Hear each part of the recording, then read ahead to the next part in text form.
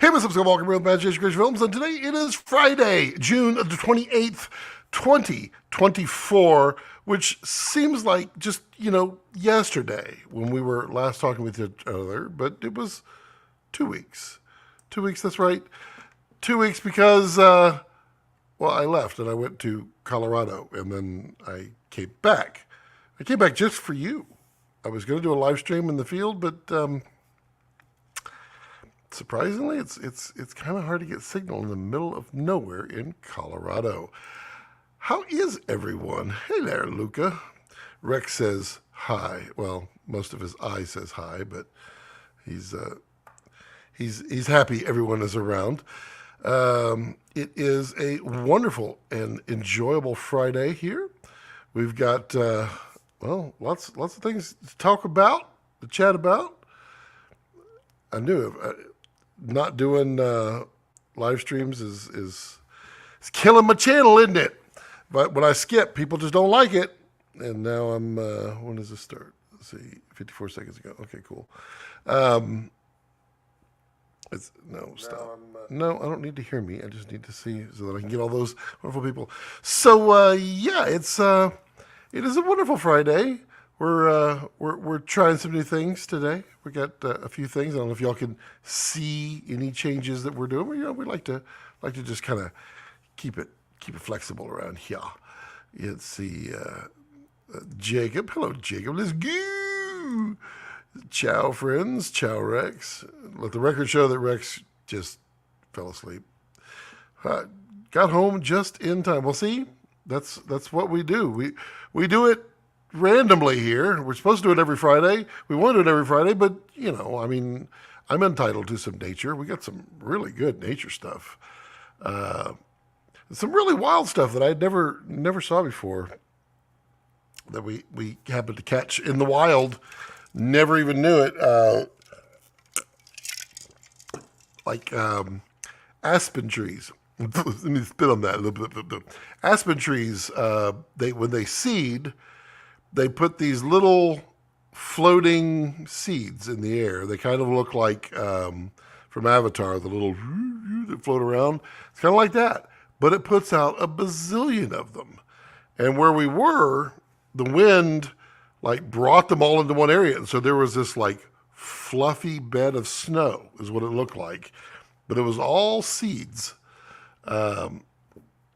Wildest thing I've ever seen, and so of course I filmed it and stuck the camera right up in there, and let the wind blow a little bit and create a little motion. You know what I'm saying?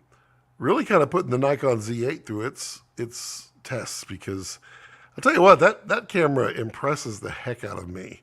It does a lot of things right, and just a small amount of things wrong. But overall, pretty darn impressive. Stephen F. says, FYI, you recommended breakthrough filters a few videos ago. I ordered some, had a fitment problem. The owner texted me and got it sorted out. We haven't had a shoot that called for VND yet, but I'm excited to try it out. Yeah, what was the fitment issue? They're real good peoples over there.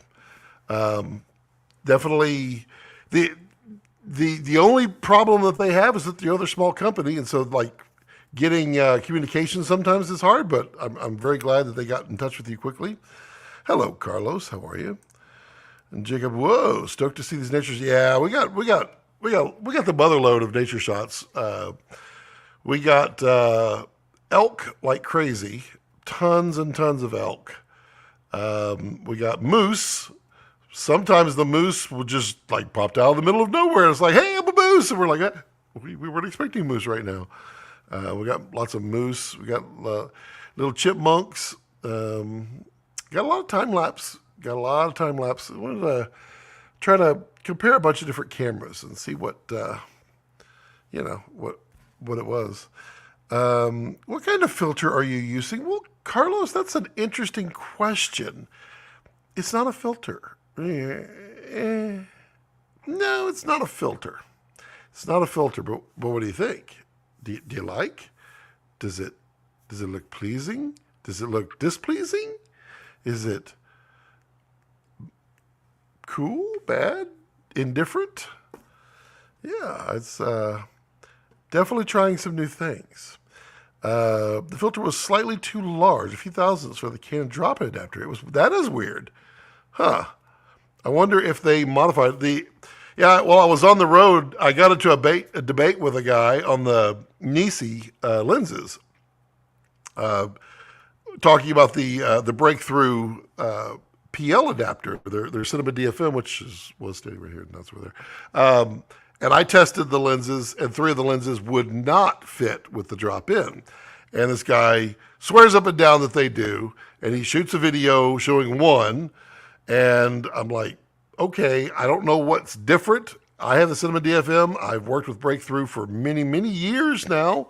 Know them personally, and always happy to test stuff with them. They didn't work for me, and I talked to several other people.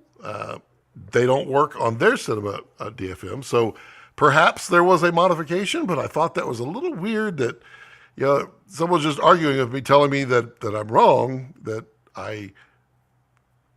they do fit. And I'm like, I have the Cinema DFM, I have the DC Athenas, 3 of them did not fit the 35, 50, and 85.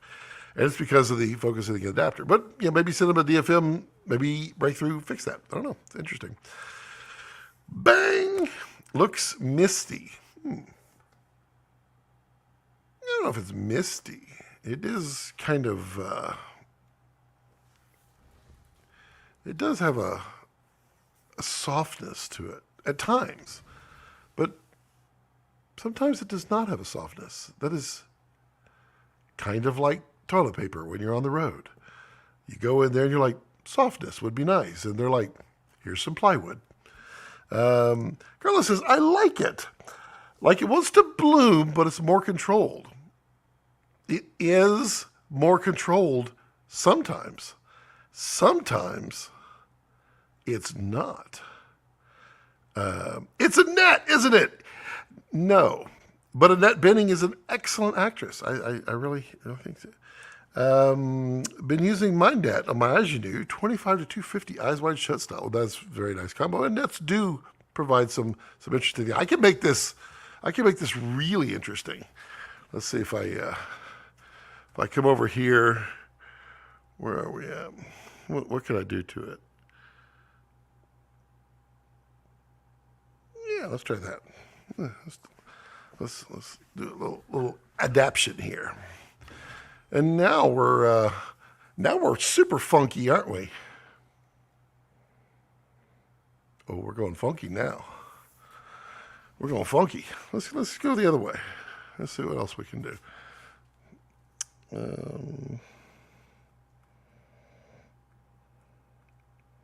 Yeah, how about that? A little less. There we go. How about that? How's that? How's that for everybody? Let's see here. Webbles, hope you're well. I am well. I'm rested. Had a lot of fun. Rex went with us to Oliver, Colorado. Jacob says, moment adapter. Yes, it is. Stephen F says, Breakthrough owner had sent me a couple of video, had me send a video of the issue. Then he sent me a video that said he was sending me working. Case adapter was wonky. Great customer service. Excellent. That's very good. Is this the L2 moment adapter? I believe. Let me see which one it is.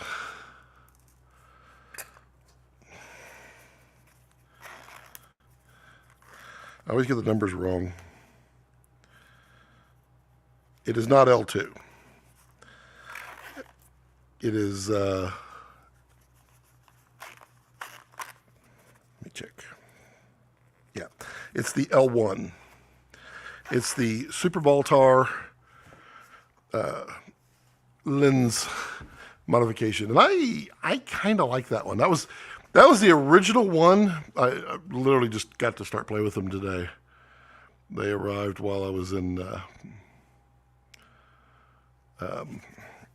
Colorado. These when I first checked them out, this was the one that most captured my eye. I was really kind of like, oh, I can use that. I can feel that. And you feel it? I love this. I love this. I also love this. Just this soft kind of bloom, yeah, like Carlos was saying. So it's a variable effects filter. It's not a filter, it's an adapter. So it goes like the Canon drop-in adapters. It goes RF to EF or RF to PL or and such. They're very cool. They have a set of 3 right now. One of them is a Super Baltar.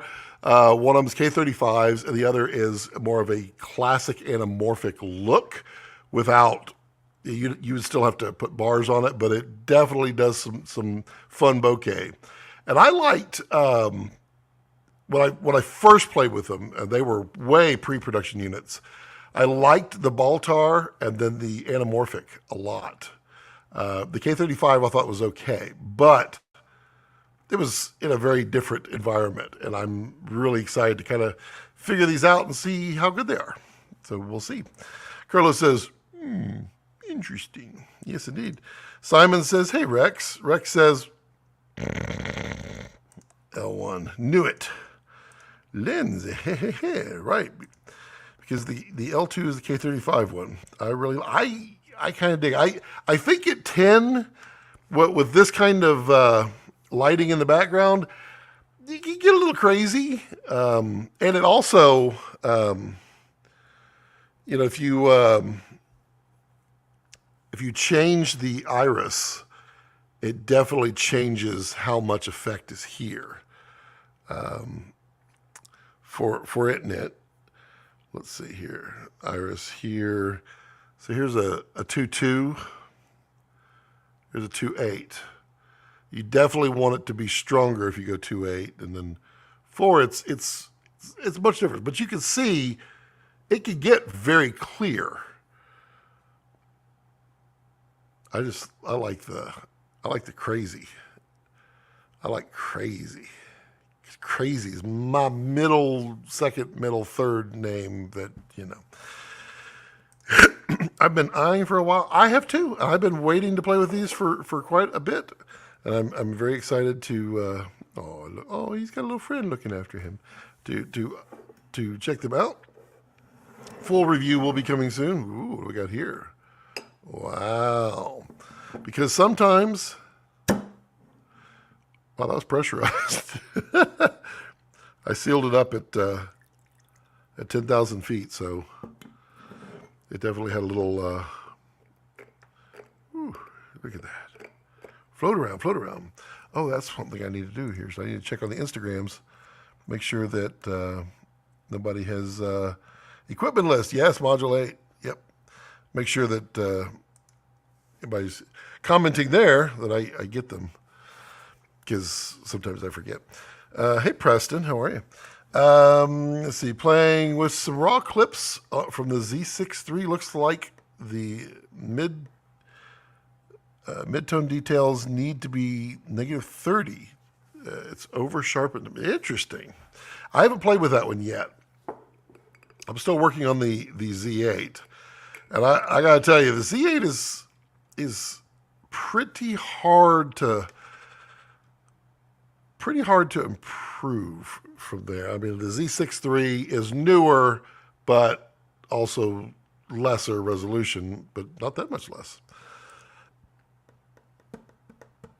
I think it's a great quick fix solution that everything in a lot of situations aren't huge, but yeah, I agree with that too. Also, you buy a couple of moments and you have some style that works with all your lenses. And I dig that. That's some good stuff. I got that from my friend after he got a big bull.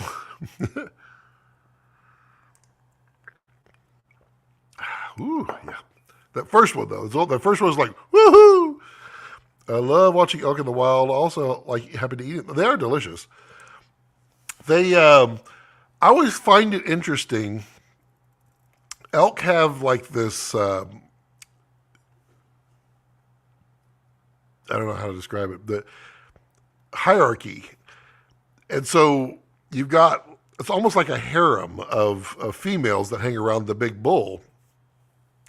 But then when they're not, all the bulls kind of hang out together. It's like, okay, what's going on? It's like, we sat there and there were 11 bulls, all eating together up in the tundra area. And they were just like, just hanging out together. Like, oh, hey, buddy, what's up? Hey, let's go to the bar and get some whatever. And I'm like, that just seems to be counterproductive. Also, I did not realize until I zoomed in on a shot that elk have a they have a gland that's like right here under their eye, and it opens up only during during their mating season.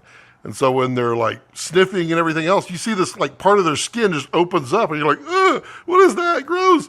I didn't realize it was a real thing.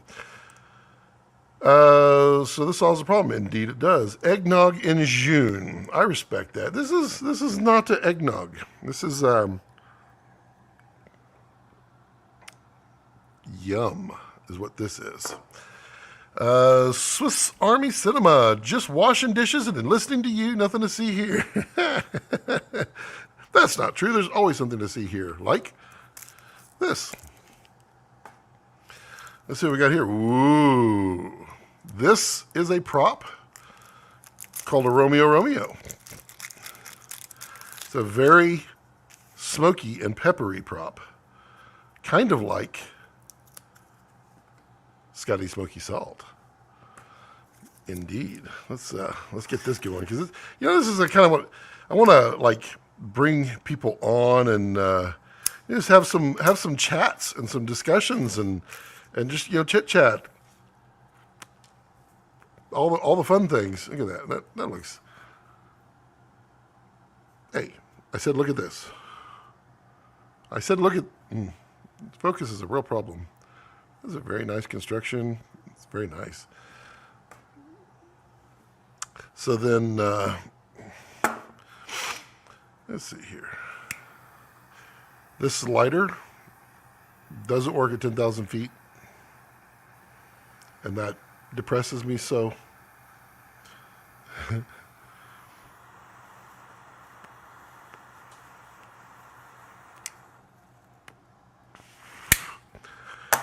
Let's see what we got going on. Then as you get to fall and they fight, which looks awesome. But yeah, we saw a couple of them like play fighting. I don't know if they were fighting, but they would like kind of at each other. They're like, I'm just kidding. You go.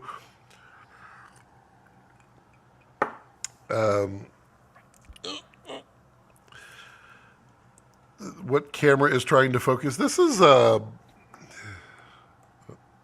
is Rex in like stop motion? This is a Nikon Z30. I got it. I guess it's close focus issues, is really what it is. I got it to do as an overhead camera.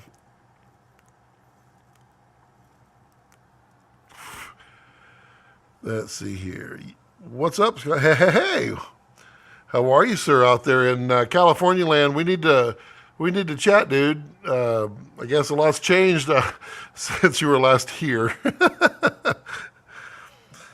Swiss Army, yes, more guests would be great. Yep, 5 o'clock somewhere. Indeed, it is. Is the overcame? It is not. Yep. Coolio, Daniel Stilling. Yep, this guy right here is going to come on. Mr. Stilling. He's shooting something right now, I believe, but definitely having him on soon. We need to figure out when your schedule permits there, Daniel, and let's make that happen. Daniel's one of those, we talk about him all the time. He's just constantly shooting, just constantly working, and makes us all look like we're not. It's like, that's awesome. Looking forward to it. Just wrapped. Nice. I saw you got to shoot above the Hollywood sign. That's pretty stellar. That's a neat location for sure. Let's see, who needs C400 now that the Z6 is out? Is it still, it's a photo camera? I don't know. I think they each have a place. And I'm interested to see what the Z6 III's dynamic range is, because it'd be interesting to see that. The Z8, which is over here.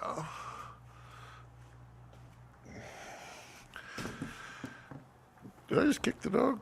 No, I didn't. Okay. The Z8, I mean, the dynamic range has been incredible with this camera. And you can see by the filter I've been running. I've been running a 13 stop ND on here, doing some really long exposure time lapse and such.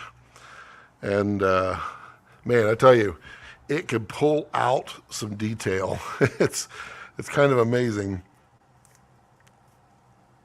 It was an amazing experience. Yep. How many hours have you clocked on your KX? I think the last I looked, it was about 840, I think. Now, a good question, though, is how many have I clocked on the original Komodo? Let's see what that one is.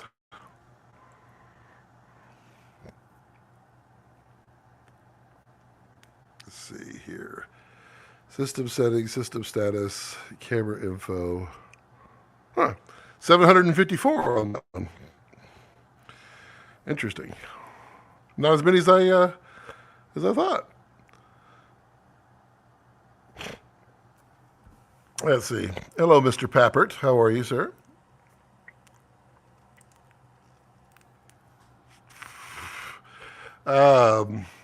Let's see. What else? What else was I tried to get some astro Milky Way photography going, but alas, every time I had clear skies, the moon. The moon. The moon came out and destroyed them. It was hilarious. Daniel has joined brought the Dana Dolly near the Hollywood Sign Club. I did see that. I was like, oh, Dana Dolly up there. Checking my OG Komodo time. I always believe in taking the right camera for the right job. Or, in the case of Colorado, bring all of the cameras and then, yeah. That way it's something. What are the dues for that club? As far as I know, the dues are you have to bring a Dana Dolly up to the Hollywood sign and put a camera on it and shoot something. And then I think that's it. It's like you're due virtually nothing. Talbot, my OG has less than 300. Hey, you texted me and I did not respond. I was in a bad location. Did you get your solution to your problem? Or if not, I'm happy to reach out after the live stream. No dues, but do clean the speed rail off after all the yeah, dust I can imagine. I was having fun up in Colorado. I was all excited because we went through Silverton, which is a great area. I was like, you know what? Let me get some train footage while we're here. And so we set up. We got all the times and everything.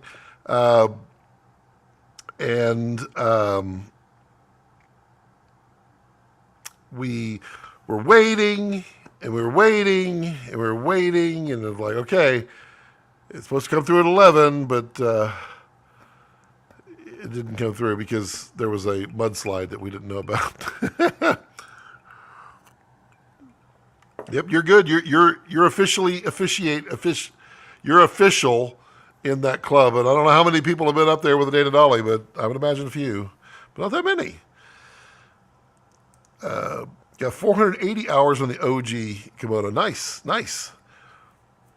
I think the OG Komodo makes an excellent studio camera and an excellent crash cam.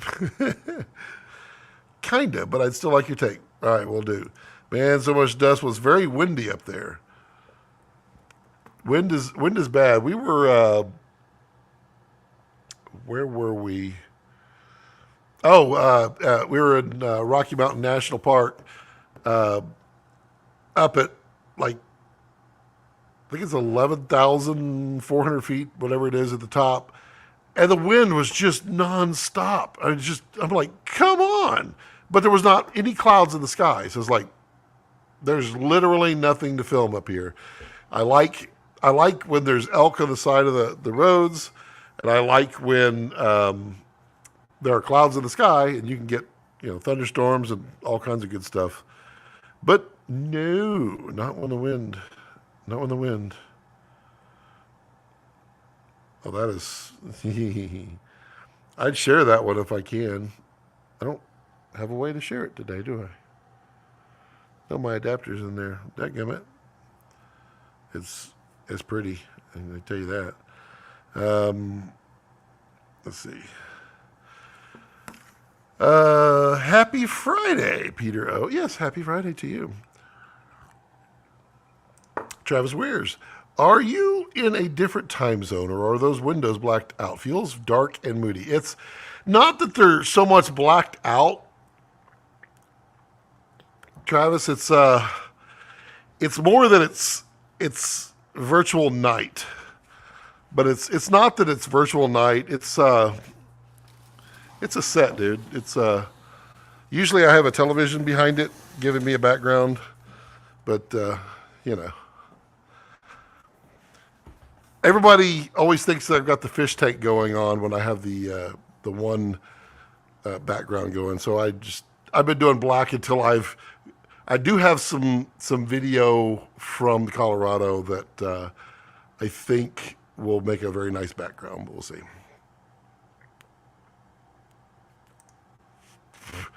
Asked on Facebook, but I figured I'd ask here. Any thoughts on the Canon C400 versus Komodo X?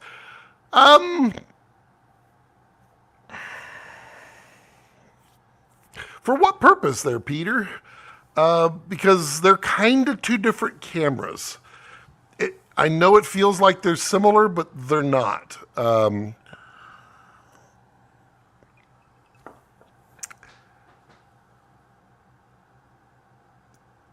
I could tell you that the Komodo X has more dynamic range, a little more, and it does have global shutter. The autofocus isn't quite as strong as the C400. But they're close in dollars.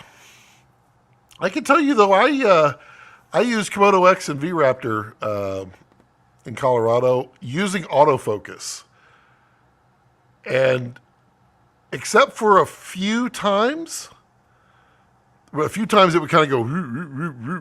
It just couldn't figure it out. But except for those few times, it locked on autofocus. It was kind of freaking impressive. And that was great because when you're at 1,000 millimeters and you're trying to keep everything steady and the wind is blowing and that autofocus is locked on, your life is way better. Good time to come to New Mexico here then. Good storms and tons of elk in the mountain. Yeah.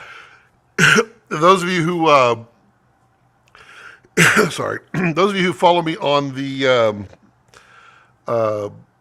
Facebook, I posted about maps, all the maps trying to redirect you. That was the problem. We were trying to go through these storms up in Amarillo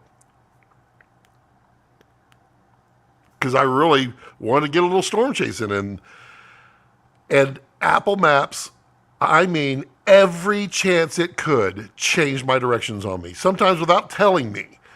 And I was so furious. I was like, screw it. We're not doing this. Forget it. Good storms and elk in the mountains here. You know, I've had such hit or miss in New Mexico, Webbles. Mostly with your national forests not being open when everything else is open. I don't get it. Medicine Bow Curve is at 11,000 feet. Yep, way above the tree line. Yep, Medicine Bow Curve is really close to where we had those 11 bulls all just hanging out and walking like literally in front of my van. Of course, I took the opportunity to stop, you know. I mean, what that might mean? They're elk, you know. Swiss Army says 2,400 hours on my OG Komodo. Very nice. Someone's using theirs.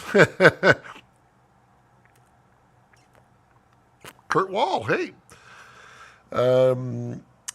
C7 Media Art, do you think the Blackmagic 4K is still a good camera? Yes. I mean, for what it is, yes. The thing, cameras don't go bad. I mean, if it's a good camera, it's always going to be a good camera. It's just, you know, does it compare to the latest and greatest? But it's still a great camera. What I don't like about it is the size of the sensor. But I mean, it produces a reasonably nice image. It's not a dynamic range master. It doesn't blow everybody away. It definitely doesn't have some good battery life, but it's a fine camera. I'm assuming you're talking about the little pocket, right? Komodo X and Z6 III as a B cam could work. Plus, line audio can be handy on Z6. I agree with that. I would have no issues matching the Nikon's, the Z8, Z9, and probably the Z6 III to Reds. No issues at all. You can easily make them interchange. Well, I tell you what I don't like about Nikon, and maybe we can all help make a dent in this, is the menu system is pretty designed by a photographer. Let's just put it that way. We definitely, they've tried to subset some stuff, but there's about a bazillion menu items, and man, it's tough. And I would like to be able to map all kinds of stuff to the buttons, but they only let you map certain things to the buttons. That doesn't make any sense. If it's an on-off function, let me map it to an on-off button. We'll get into that. The review for the Z8 will be coming very soon. And then we're going to do a series of guides and tips on it. It's a cool camera. It really is. Thinking for documentary purposes on Canon versus Komodo. I will say my one gripe with Red that has always been, and it's nothing new, and it's the one thing that I wish could be addressed, and I know it can't be, is boot up times. It is the one thing that if there was a magic button we could fix, other people may go, oh, I want 6K 60 in the Komodo OG. Nope, I don't want that. I want 2-second boot up time is what I want. It's just not possible. But that's what I want. And I mean, I tell you what, we were sitting there filming something else, and a moose appeared like 50 feet from us and starts walking in front of us. I'm like,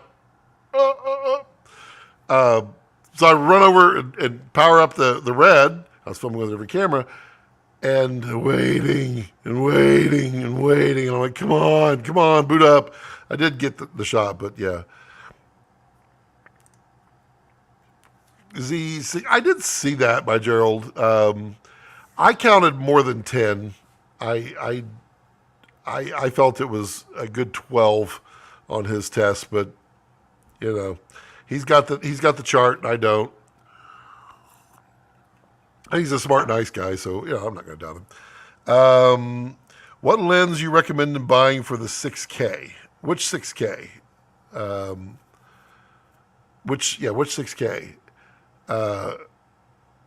I mean, I tell pretty much everybody, if you're buying one lens, buy the Sigma 18-35. Just pick one up, because it's still, that's what this is right here, with the Module 8 tuner on there. should totally make it Carpenter themed on Halloween. Jump scare the chat with making spooky characters in the in the window. I could do that. I could do that. But now you're going to be expecting it, Jacob. That's not cool. Blackmagic 6K, if you're not getting the full frame, then yeah, the Sigma 18 to 35. If you're getting the full frame, what lens?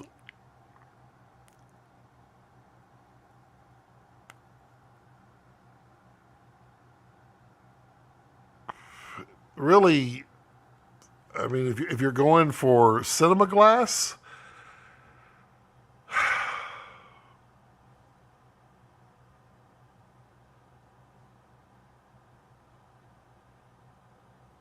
have to think on that. I mean, typically, if you're buying, Blackmagic or a less expensive camera, stills glass really comes in there, and really, I don't think you can go that wrong with like a 24 to 70 from Sigma or Canon. I think they're fine. They're not great. I think the 24 to 70 Canon and the Sigma to a point are very uninspiring lenses, but they're fairly sharp and they're fairly consistent, and you can put filters on them.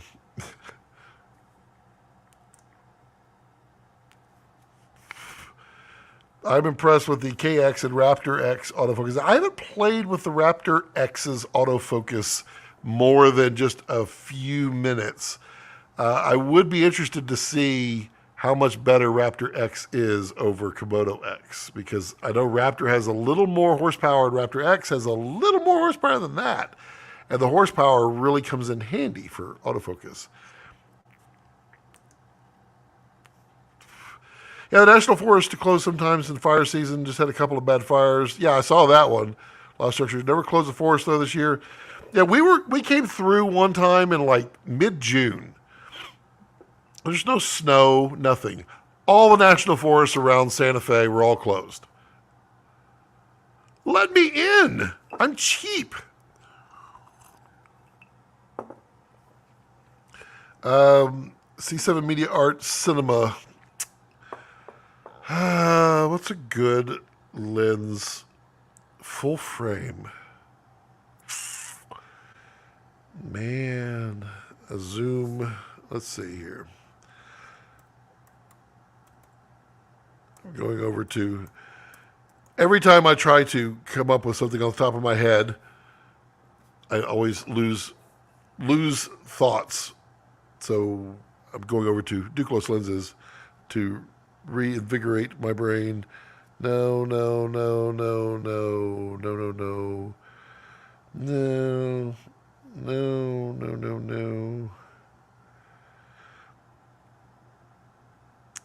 So you can adapt.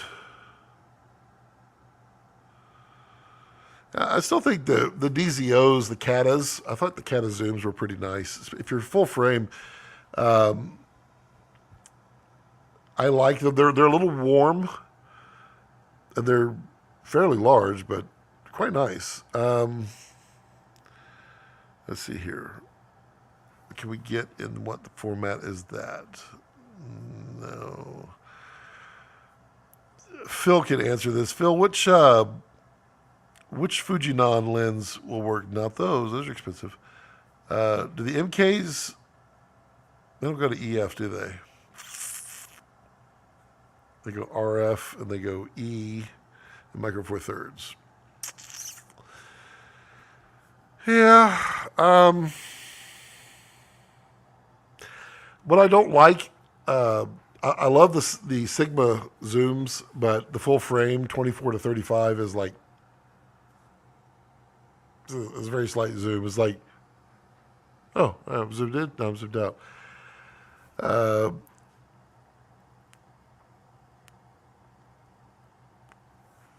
MK, go RF or E.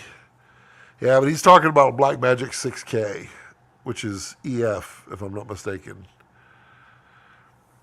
Hoy says, hi, Scott. Hello, Hoy. Let's see here. Samuel says, I am here. Hello there. I matched Nikon Z8 with my Komodo OG, no problem. I would say the Z8 kind of outperforms the Komodo OG, with the exception of global shutter. I think the dynamic range is a little bit better on the Z8 than OG. Not as good as Komodo X, but that's in that 15 stop area. And I don't think other people are measuring that, but I'm telling you, from what I've been shooting, it's surprising, and it's clean too. Yeah, that boot up time would be nice. Yeah, I know. I've begged and pleaded for it over the years, and it ain't happening.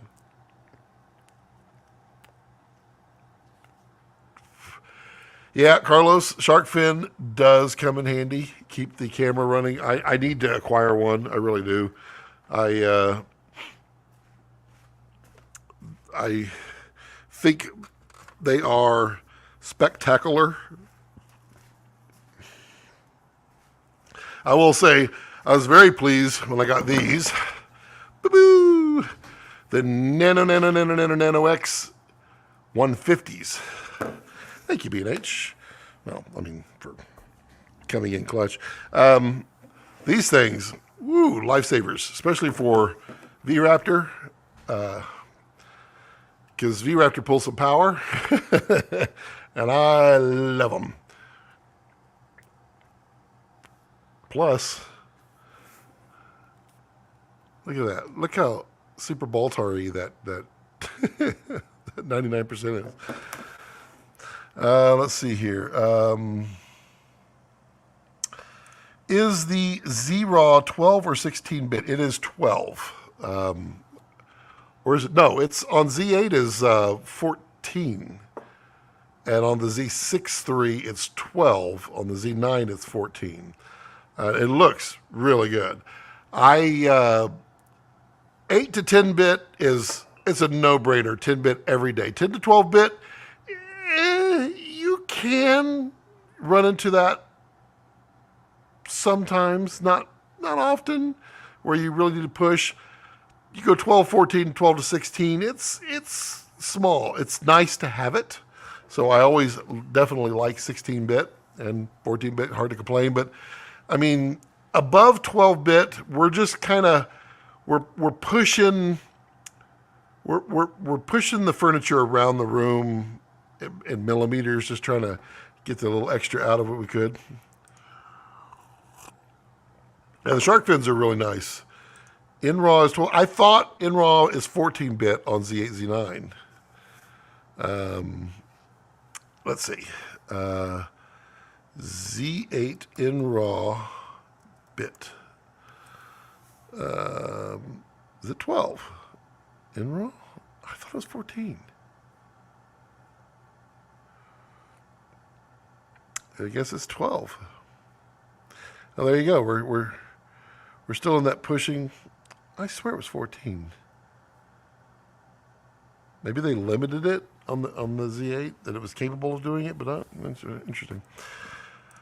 A new in-log will be. I think they should just go ahead and do Red Raw. Put it in there. Looking forward to your Z8 review. Yes, also overheating test. I've got those too. You can definitely overheat it in 60. 24, I rarely got temperature criticals, but at 60, be careful. You're going to get there quick. I'm going to pick up an Optex 8mm T2 with the rainbow flare, but I need to make sure the quality doesn't degrade much at all with the 1.6 expander. That'll make it, what, a 12 effective. That's really wide. I would imagine it's, I don't know, it might be fun. I wish in a new in-log, maybe from Red. I wish for a new in-log, maybe. MK go RF, yeah, probably Z. May just pick up a pocket Micro Four Thirds Black Magic for the Cine Optex. Yeah. 12-bit. Yep. Copy. Laowa Light Rangers 11 to 50 Super 35. The Rangers are really nice. I didn't know if you wanted to be native to your mount, because I don't think the Rangers come in EF. Rangers come in PL. I think that's it. I really like the Rangers. They're really nice, and then the magnesium or the magnesium versions of it are also really nice. I haven't played more than just a few minutes with the Super 35 ones. I will be some point soon, but they're tiny. Wow.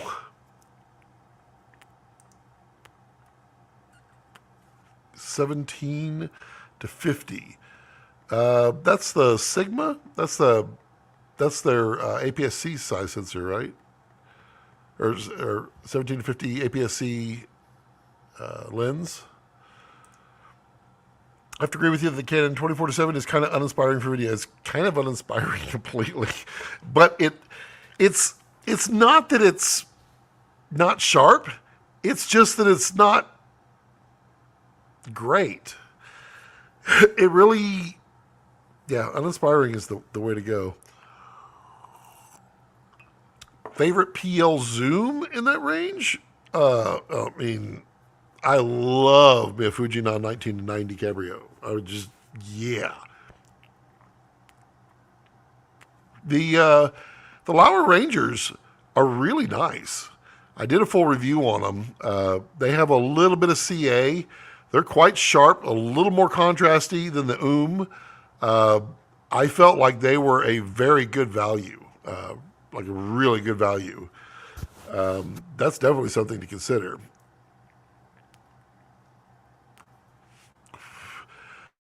Hoy says, looking for a good 15 millimeter rail mounted battery plate for Komodo OG, preferring a 2-pin LEMO or USB-C power over DTAP. Do you have any recommendation? I'm trying to think. Wooden camera. I think does Mid 49 have? I think I saw it. I mean, I would choose Mid 49 every day I can. The rainbow handle. Let's see here.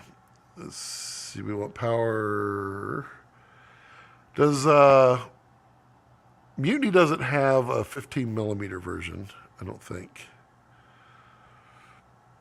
If they did, that would be an easy one. Let's see. Red Komodo.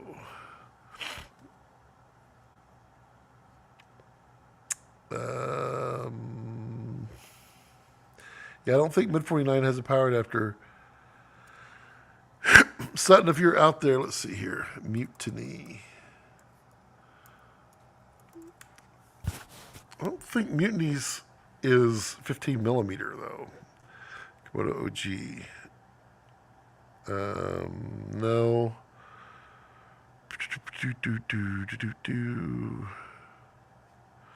No, that's it. The one that Wooden Camera makes one right off the top of my head. Hello, Chris Ray Films. Look at that one.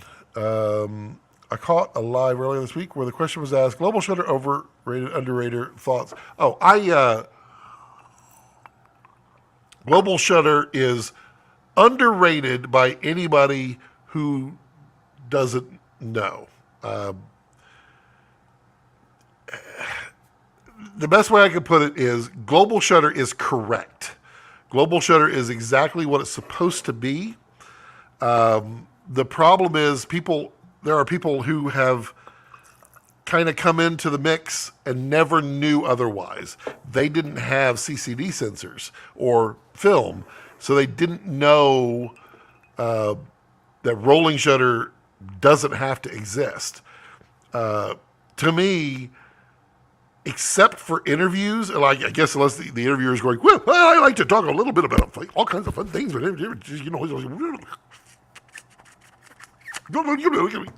then global shutter might be fine for interviews, but there's maybe 20%, 30% of the time where global shutter won't improve something. The problem that everybody has with global shutter is it's hard to do. Red is the one who did it and made it really well, and everybody else is playing catch up to it, and they're going to get there. In a few years, we'll have a whole lot more global shutter cameras, and there will be no debate. So is global shutter overrated, underrated? Global shutter is underrated completely, unless you have global shutter, and then it's properly rated, to joke with Brandon Washington's team there. Dude, I need some of those batteries. These are freaking awesome, dude. They run forever. Solid. $1.20 now. Only thing, they don't have little nubs on them. Yeah, maybe the future will fix that. Scott, you're still undecided on picking up the Arliss or Sigma Cines. So I should be able to get some Sigma Cines in for review, some of the newer ones. The Arliss looks very interesting. I have not played with those yet. I do wish to investigate further into those. There's a lot of really cool glass out there, and I'm gonna try to figure out how to test lenses faster, and still not be boring, because I don't know if you could tell, but it's tough testing lenses because everybody has a different way. Well, I don't want to see that. I want to see this, or I don't care about that. I want to see this, and all of that kind of is a pain in the butt. And I look at lenses based upon how I shoot a lot of everything, and that is big time through the trees. I live in a forest, so I love shooting through the trees.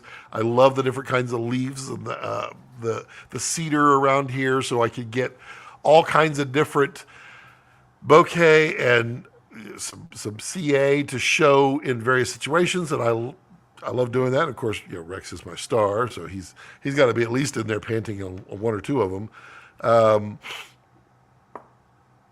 So there's a lot of lenses coming that I just got to schedule them so that I can test them.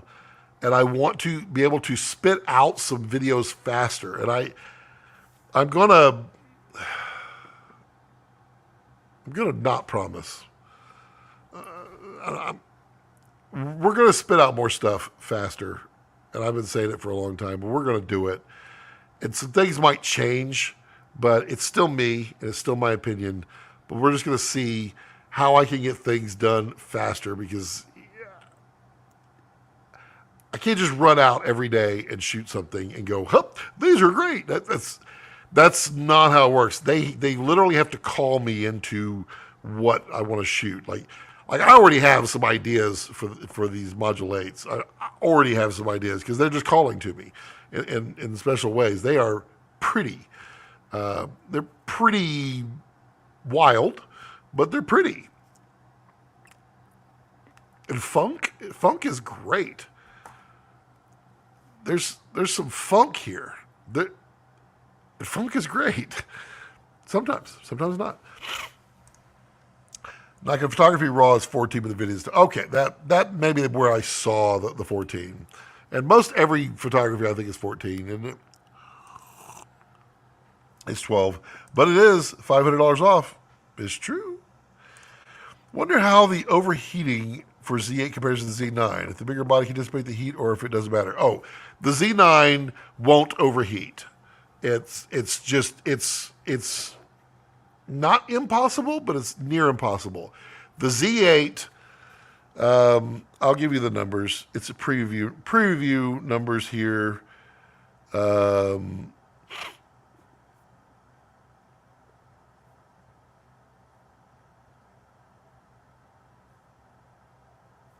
And where are my numbers?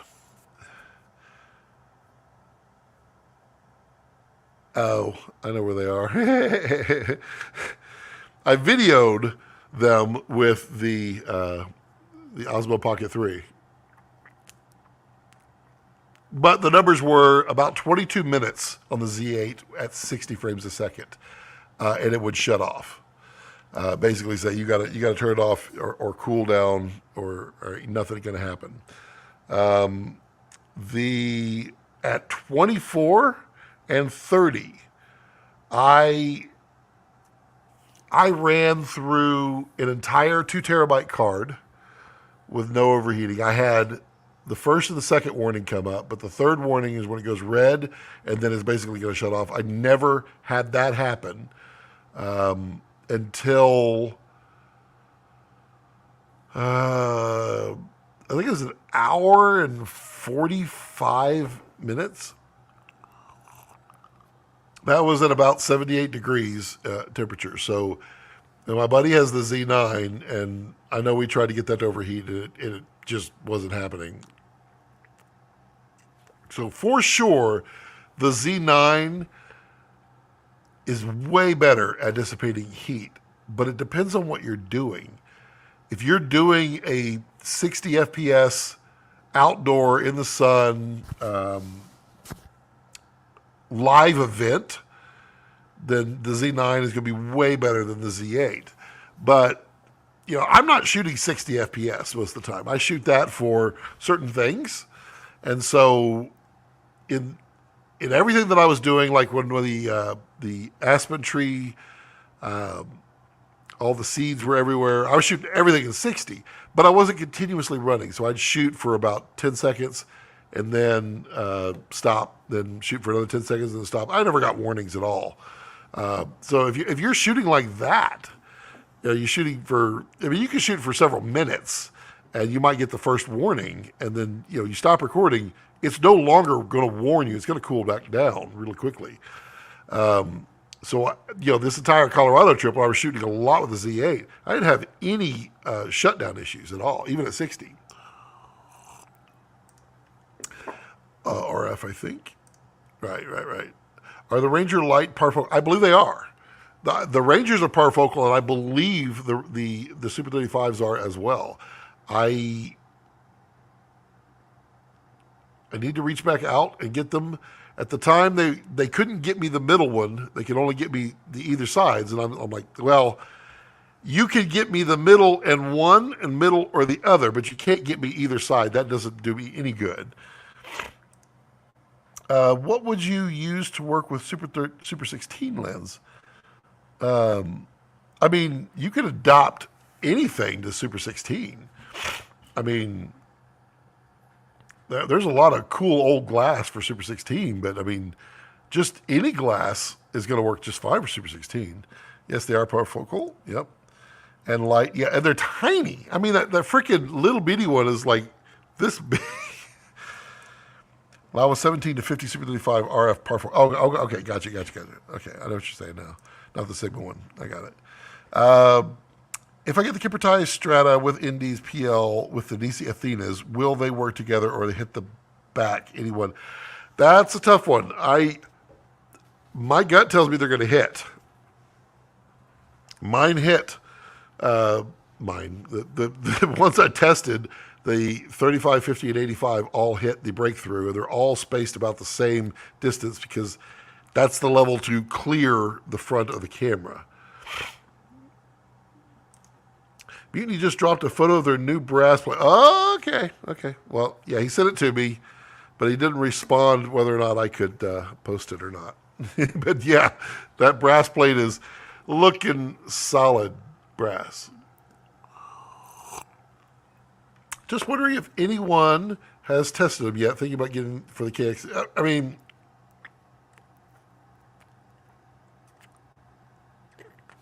The regular Rangers are solid. They're really great, and they're really affordable.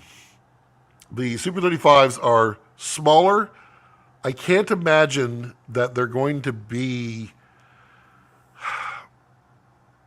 less quality, because all they're really doing is making it Super 35, so you don't need larger elements. You can change some distances. So optically, Laowa knows how to make clean optics. So those lights, I mean, when I saw it at NAB, they looked really good, but again, it was just a couple of minutes, and they couldn't get me the middle one, so I couldn't test it. So they are very small. I mean, for gimbal work, yeah, it'd be pretty easy. I really like a lot of Proteus, but I'd just buy a signature at that point, or at least rent one. If I ever got into a position where I had influence and they offered me half off or better, then sure, I'd buy. I mean, signature is, you can buy one signature or get an entire set of Proteus. I really like the Proteus, and aside from the C8 issue or CA issue, which I'm fine with. I mean, it's not hard to remove CA in post, and that was a tough CA shot. I mean, chromatic aberration in redwood forest, the sun blasting through. That was tough. Any lens is going to really get tested there. Some will come out better. Proteus is pretty nice. I'm glad you're saying I'm not crazy. Who's saying you're not crazy? Who's saying that though? Because we don't know for sure, Carlos. It takes a quorum to decide if you are or not. Tyler says depends on what you're doing, but generally it's underrated. Yeah, I agree. I think the F-35 Sony was the first to include global shutter credit. Is it the 35? No, it's the 50. The 55? Or which one was it? It wasn't not the 5, but the it was like the 55, but the bigger one, Sony global shutter cinema camera. Which one was it?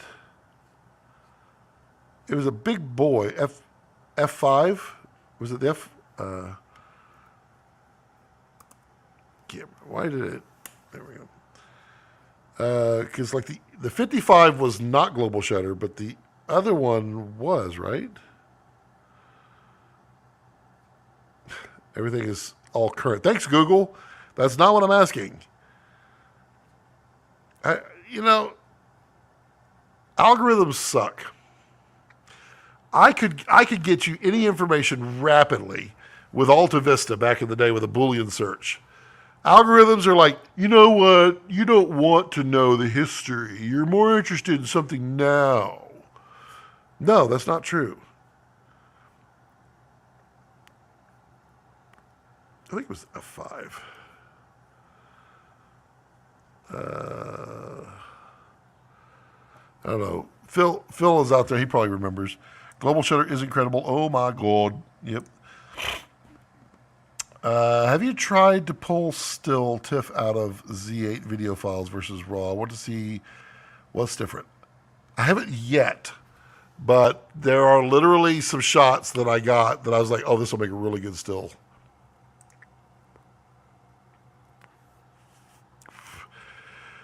Do you use the indie filters for the OP3? And have you noticed any vignette or funky color shift? OP3.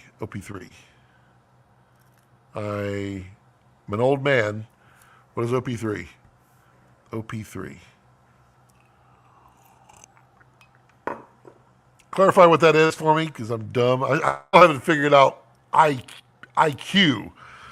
When King kept calling it image quality, and I'm like, what? IQ? Did anybody take advantage of the big Sattler sale? Interesting. Blazar Anamorphics. I can't figure out if I should buy a full frame or Super 35 versions. There's a difference. I can tell you the full frames are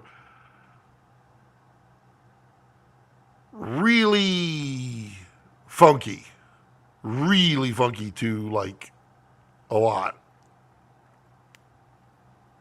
Would you lose character? No. On the Super 35, you're not. Oh God, what's the term? Those full frames, they're not corrected much. The Super 35 is probably what I would jump on there. Can you mention the brand of the 2 terabyte card you're using? Yeah, the OWC. OWC 2 terabyte cards work like a champ. They are the latest hardware version, so they're like super. I'm gonna get that fly.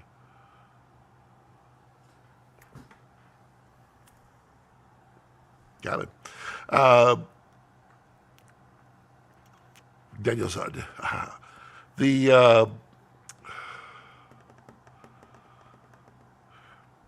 OWCs 2 terabytes. They work fantastic. They do have a little heat soak that can occur at times, but never ever below the minimum threshold for shooting maxed out on a V-Raptor. So it's always minimum 800 megabytes per second. But for the most part, they're flying. And then the others that I use are the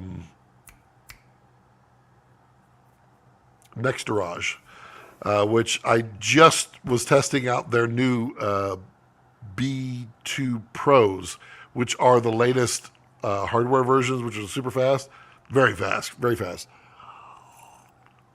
They don't go to 2 terabytes. They go to 1.3 terabytes, but pretty fantastic. Well, so far, Pablo, they only have a single Super 35 focal length, correct? I have the full frames, and I love them. Plus a few... Which one? Also the... A Blazer. So, there's 2 Blazars. They have, on the full frames, they have 3. One of them I think is available now, but there's only a couple of sets of them out there. On the Super 35, there's a bunch. Am I not? F65. Thank you, Peter. Thank you. See, I was just off by 1 digit, just one small digit. You know, what's a digit between friends? Well, it's like, what's a digit between friends? Well, this guy. Just call me Mr. Butterfingers. Little table saw accident. No, I'm just kidding. I'm not AI. I don't have 6 fingers. Isn't Scotch fun? Do you have any suggestions, low-profile mounting options for the Deity Theos receiver or KX on Raptor? I mount to the side. I buy, go onto Amazon. Hey, use my link down below. And search for small rig hot or cold shoe adapters. It wasn't even a small rig. I remember I was buying the small rig ones, and then below the small rig, there was an ad for another one, and you get twice as many Newar. So Newar 4-pack of cold shoe mounts. I wish I could. It's hard to see, but cold shoe mounts. Wow, those are really unimpressive with Baltars. Get a 4-pack for $10. I screw those right onto the side. I have the Tilta cage on there. I stick them right on the side. And I slap right on there. Time code goes right on the other side. Piece of cake. That was the one with global shutter. Yes, it was. Thank you, Peter. Character is back and then some. Yeah. Boolean search works on Google. Does it though? Because here's how my brain works, Carlos. If I searched for something back in 1997, I could recreate and get that result every time using Alta Vista, go all the way to wherever on Boolean. With Google, you try to do a Boolean search, those search results vary depending on what's trending, who you are, if you're logged in, where you've been, what might be for sale at the time. That's my problem. Because my brain is, you call me old-fashioned, it is, it's very, I don't know how to describe it. I basically describe it as a photographic memory. If I see something, I can do that. I can get there. If I type something in, I can remember exactly how I got there. If I've driven somewhere, I could drive that exact way every time. That's the memory. So it works really well in my brain for, oh, there was a lens that I found this one time and I searched for this, but I can't get that anymore.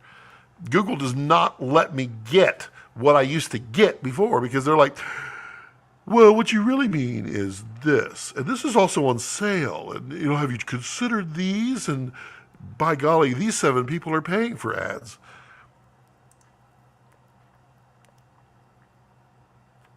I got 1 million views over a meme post on LG that has nothing to do with video production. I mean, good for you, man. I don't think I've ever gotten anything over like 10,000 on anything I've ever done, which, who's looking at Santa Claus? Osmo Pocket 2, not 3 because it's Friday. What was that? That was your going back. Oh, yes. Do I use, yes. Okay, so Pocket 2, I don't have the Pocket 2, but they make, where'd it go? I have the set, and I was doing a full review on the Pocket 3, and then just basically stopped because is it really that important for me to do an Osmo Pocket 3 review now 6 months later? But these Freewell filters, I really dig them. Now, you don't need the full set like this. Honestly, how many times are any of you going to be grabbing your polarizer filter for your Osmo Pocket 3? You're like, you know what? This will be a lot more cinema, and I can get some more blues out of the sky. The green will be nicer. I should go ahead and swap out my ND2 and put the polarizer ND2 in there. Are we really doing that with the Pocket 3? I'm not. Their NDs are really, really nice. There is a little color shift between them, especially between the polarizers and the non-ND. But I tend to use, it's like, when you're shooting with ND, you tend to use like 1.2 ND or 1.8 ND. It's probably what you're running if you're outside, the sun. If you're inside, you might ND2 maybe. You're not using a whole lot of range there.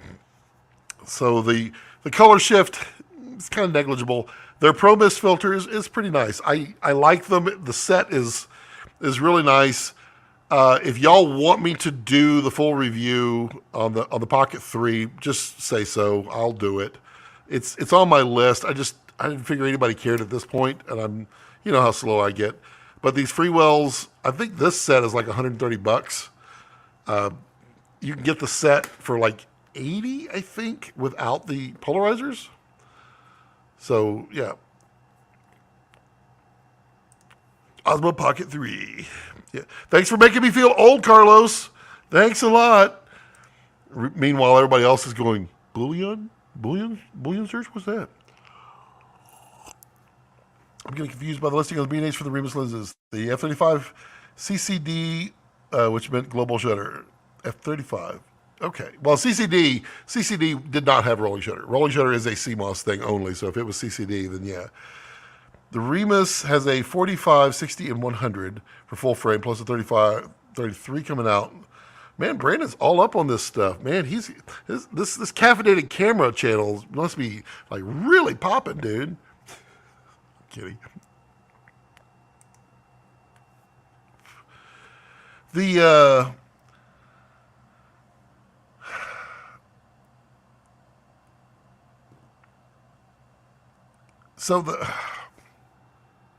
I've slept since then.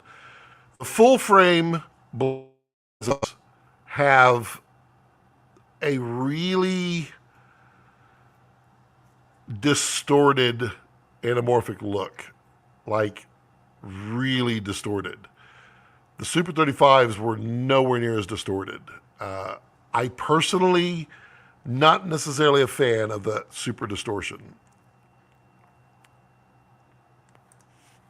Tyler says, I have the K2 the Freewell K2 system, run gun car work. It's super clean V&D. Yeah, it is. It's very, very easy. You know what's funny? I was at Brandon Washington's Red event, and I was shooting around with my Pocket 3, and I had the Pro Mist filter on it. And I was running around with it and shooting everything with Pro Mist because, it just looks cool. And I'm Pro Mist. I mean, it just gives everything a little bit of flair. And I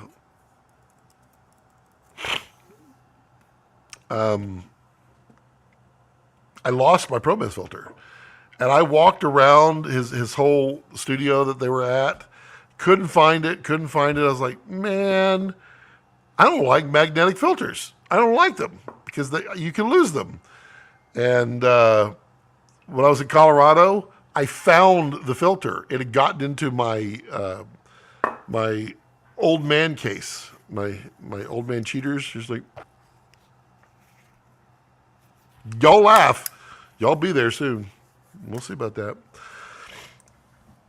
I think they're wonderful, Bob Lowe. They're just hard to get right. Yes, they are. They're very hard to get. Thoughts on the Asus Store Flash Store 12 Bay is in my cart.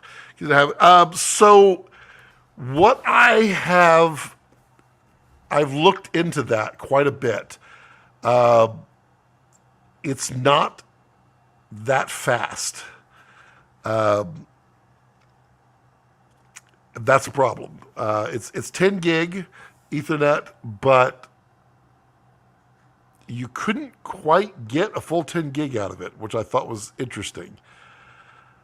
I was in talks with them. I have not reached out since to try to get one for review, but I was a little shocked that you couldn't get that.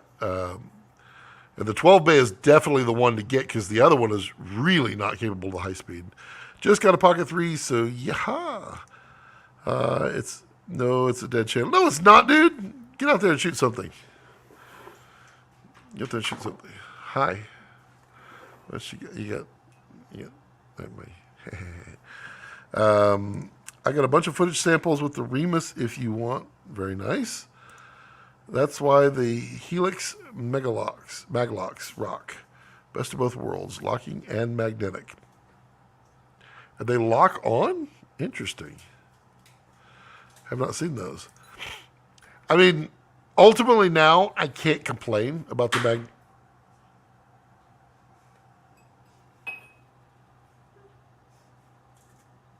And she's over there giggling.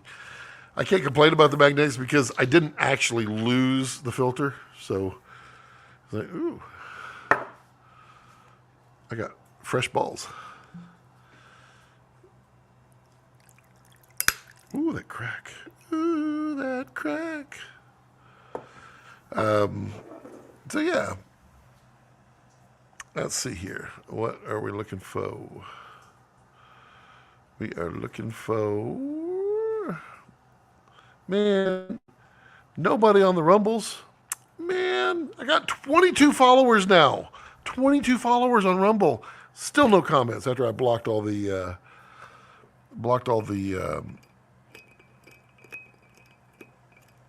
Bitcoin people. Any suggestions for IRND magnetic circular? I guess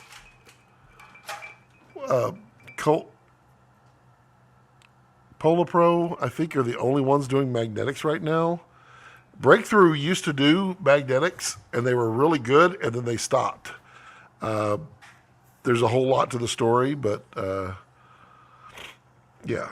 Let's see here. Hoy says, hi, Scott, another question. My Komodo OG's audio is 3 frames behind the picture. This happens when I set the timecode mode in the Komodo to internal versus manual. So internal audio is 3 frames behind? I have never had that happen. To internal manual. Man, I couldn't tell you. I've never had that happen.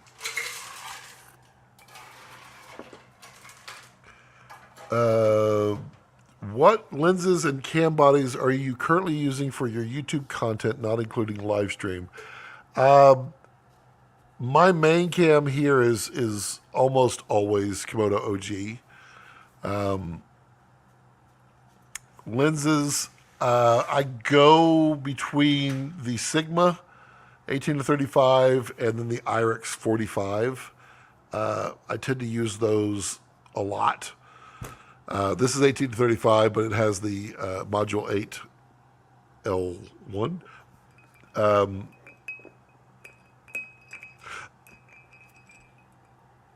I think those make me happy more than anything. I'm only doing the 18 to 35 right now because the 45 is being used for something else at the moment. But the 35 brings me closer. And it's super sharp, even at like 1.8. Really, really sharp. So it's hard for me to complain about the Sigmas, and then the Irix are just crazy sharp anyway. For B-roll, totally depends. A lot of times my B-roll is in Komodo X. And it'll depends on what I'm shooting. I might use the 100 millimeter Canon macro, sometimes the 150 Irix macro, and then the 30 Irix I use a bit because it's so stinking sharp. It's perfect for B-roll. Okay, I've been prototyping a device that feels like it needs to be on set. Designed it, 3D printed it, almost at full working prototype. Well, share. Well, I guess you can't share, but I mean, you can share with me. It's just we don't be. I mean, I'm happy to look at it and give you my thoughts, which mean basically nothing. Miranda says, "Hey guys, building out a new studio space, and I'm being asked if I want LVT or commercial carpet. The space will be for filming and podcasting. Floors will be. I would flat out use the smoothest, hardest floor you could possibly get. That's easy to clean, because sometimes you want to roll cameras on casters. Sometimes you do, and if you have a smooth floor, that's always an option. If you have carpet, no. Also, I don't care what kind of rules you have. There's always that moron that spills their drink. Always that moron that spills their drink. And, you know, it's just being cute. The guy that spills their drink or the gal that spills their drink, carpet sucks. I would avoid the carpet at all costs. Yeah, you're going to get more echo with hard surface, but throw down some sound blankets. It's not hard. Do a factory reset with the audio drift issue. I mean, that's not a bad call. Hoyt, I've never experienced that, but a factory reset won't hurt. And who knows? Definitely making mod designs for my camera cage. Interesting. Final Cut camera app versus Blackmagic camera app. Thoughts? I haven't played with the new one yet. I'm trying. When I was looking for it, it wasn't available yet, but I got the impression it was only going to be available if you got the latest version of iPad OS or iOS. And if that's the case, I probably won't ever know, because I am not giving AI access to my stuff. It's just not going to happen. Call me old-fashioned. Call me whatever you want. It don't matter to me. Cheers. I'm not upgrading to when they announced that it's all coming in there and you can't really turn it all off, I turned off all updates. There will be no more updates on my devices. The Blackmagic camera app works really well, so I can't really complain.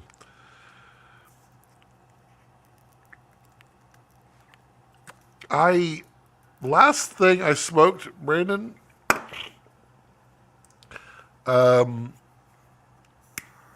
we smoked some pork chops. Always good. Always good. The key there, apple cider vinegar and apple juice. Half and half mix in a spray bottle. and you spritz it every 20 minutes. And I tell you what, sweet and delicious pork chops.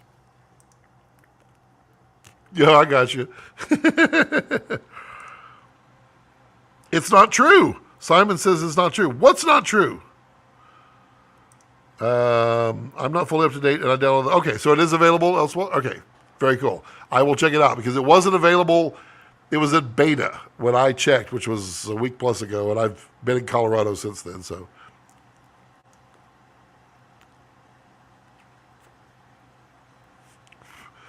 wait for a fast driver to computer. That's an interesting point. Wonder what software it could be. I mean, what NLE are you in? Have you tried it with just Red City X?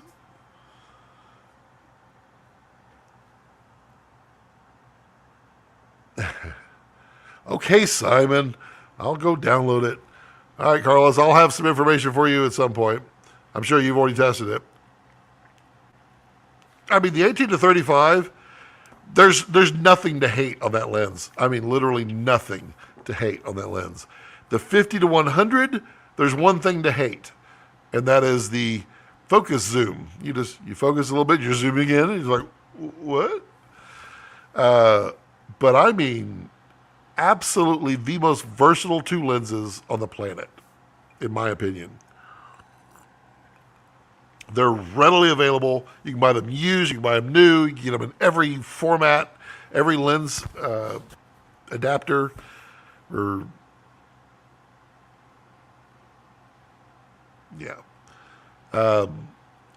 just stupid sharp. They're just stupid sharp, and I love using them because of that. What song is on your daily playlist? Every day, it's a new song. And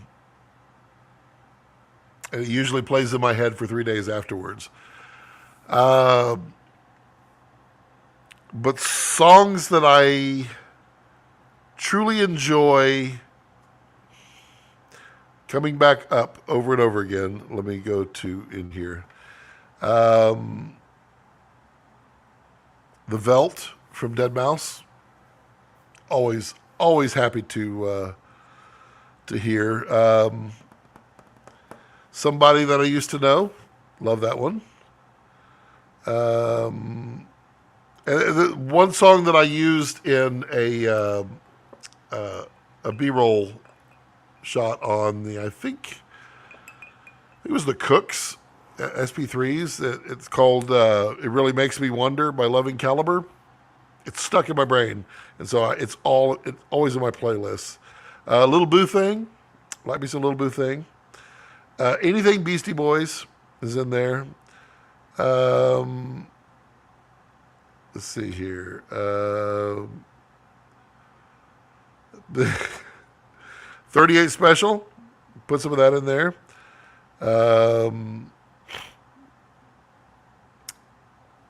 Old Thing Back. That's I've got a copy of that in many of my.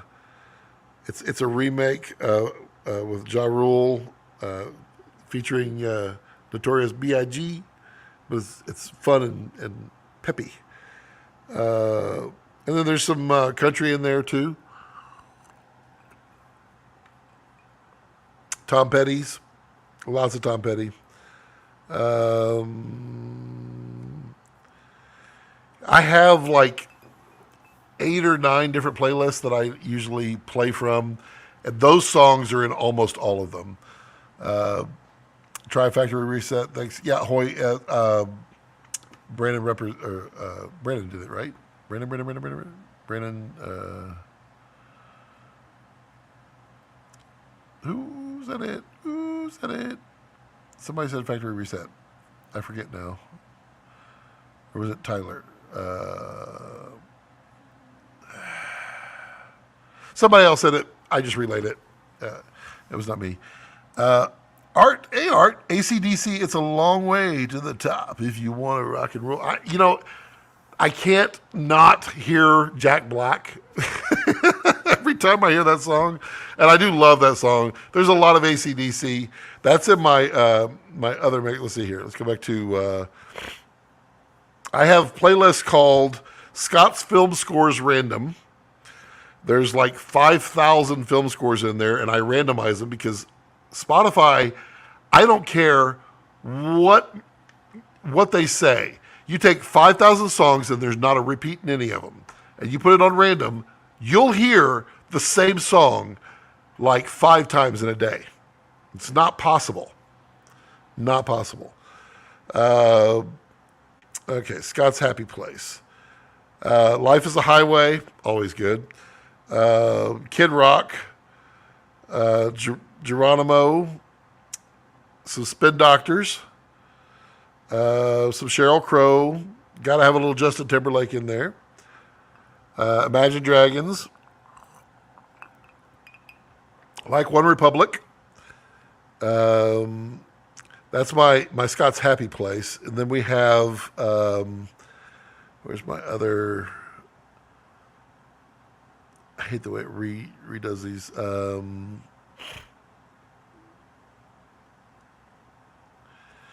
So my get no, that's not it. Whoa, don't do that. Wow, you can drag and drop now. Didn't know you could do that in the app. Where is my rock?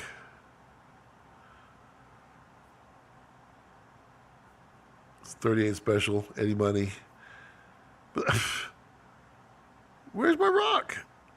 I have an ultimate 80s too. I really dig some 80s. I also have all of Tron. All right, playlist. Bring it to me. Bring it to me here. Y'all got me on a tangent, so I'm going to go full on to this tangent. Also, the SpaceX music. There's a playlist out there called SpaceX Music. It was basically when they would launch originally. During the time that it's waiting to deploy the satellites, they would always play music. That's some of the greatest music ever. I love that stuff. Let's see, Happy Favorites. No. That's some 80s stuff there. Crowded House. MC Hammer. Sixpence None the Richer. My buddy was the bassist for Sixpence, so I got a little Tay-Tay in there too. But where's my freaking rock? Great Songs collection? No. Can't be great songs if there's only 5 in there.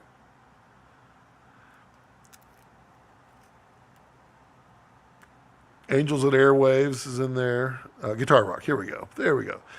All right. So we got some Weezer, some Blink 182. Loves me some of that. Jimmy Eat World, The Killers, Kings of Leon, Smashing Pumpkins.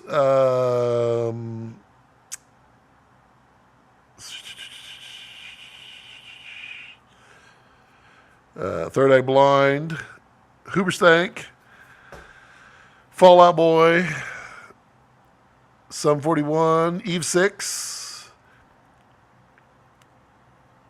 AC/DC, Yingwei Malmsteen, got some of that, Steve Vai, got Joe Satriani, got it all in there. I can't get a bar song Tipsy out of my head. I haven't heard that one, but the one that's been in my head, and it's funny, it's been in my head for the last 4 days in Colorado, was I'm trying to sleep. It's a country song that I haven't listened to in a long time. It's called Mr. Mom. And I swear to you, I can't get it out of my head. Crayons go up one drawer higher. Rewind Barney for the 16th time. I don't know why it's in my head. Quit Single One and Done is so good, not going to lie. It was someone else having the issue. Okay. I listen to the Akira soundtrack every day for a month. If I listen to it once, I'm not hearing it for years. The way my brain works, the kind of explaining the, how I could search for things on the internet and find any way. Every song, I memorize every part of every song, every instrument, every syncopated rhythm, every drum beat, everything.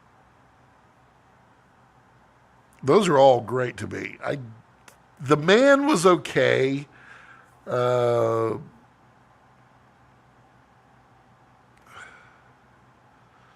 I literally have to look because I can't remember names. I can sit there and play you every single part of the song on keyboard and drums, but yeah. This might be a hot take, but Canon choosing to make full-frame RF glass that is super sharp but absolutely rely on in-camera correction. It's not a hot take, Carlos. I think it's exceptionally fair. And I'm in a complete agreement with you. I don't like that. I understand what they're doing, and I feel it because the truth is that you are getting higher capable glass for less money, but it's cheating. And I want to be able to take that glass and put it on something else and it perform the same way. That's not going to happen. So I completely agree with you there, Carlos. I think it's lazy. It's cheating. Maybe it's just the Scotch talking. I don't think so. I do get a little bit of a slur, well, more of a spittle when I drink. But my opinions are just as valid. LOL, Carlos. That last bit. Jacob, does anyone else mind jump to the Three Amigos scene with the word plethora? No, but when I jump to Three Amigos, all I ever do is like, it's a mail plane. How can you tell? Didn't you just see his little... Carlos hit the nail on the head. He did. He's right. That's why I like Carlos. He's right. There have been some lenses from Canon that I didn't even know they were cheating.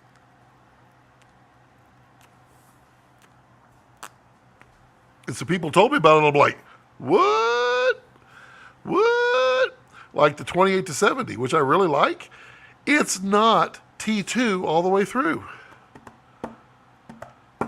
Not cool, Canon. Not cool. What do you think about Nikon's direction of travel from the Z8 to Z6 and whatever is next exciting? I'm fine with it, Johnny. I think what you can tell is in their Z line, they start taking video seriously. And they start realizing that photography, and I'll take this from Jarrell from Brandon Washington's live stream, photo hasn't changed that much. You can take an old 10-year-old digital stills camera, take a photo, make it look as great as you want, and it's going to look practically as good as any new camera out there. Stills they're flat, they're plateaued. There's a slight amount you can do more. I mean, there's a little bit more dynamic range you're going to get out of there with some time lapse and such, but for the most part, stills are plateaued. I think Nikon noticed that, and I think that's why they bought Red, is they know the future is video and high-end video, and I think the Z6 III is pretty cool. And I'm looking forward to see what they do next.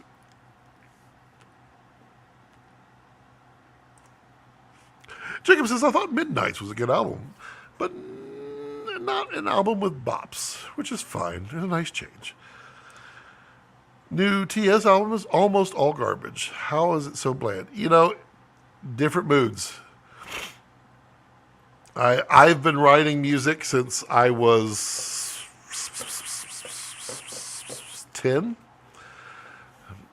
That was a really simple song, though.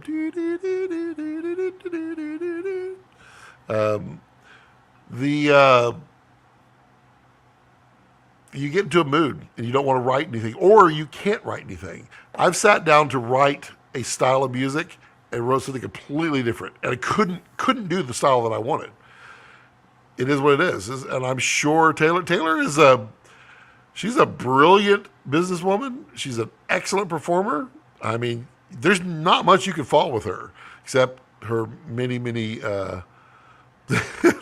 the Google search meme is hilarious with Taylor. It's like, who are Taylor Swift's ex-boyfriends? And it lists out 5, and then there's a drop down that says 20 more.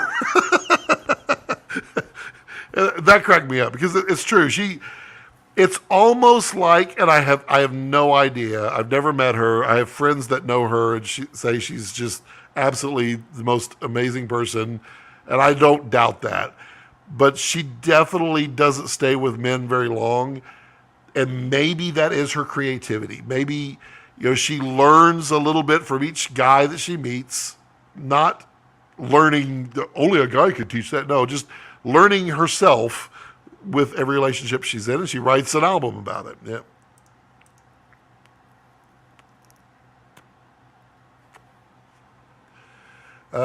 Please elaborate more on Canon's hearing lenses.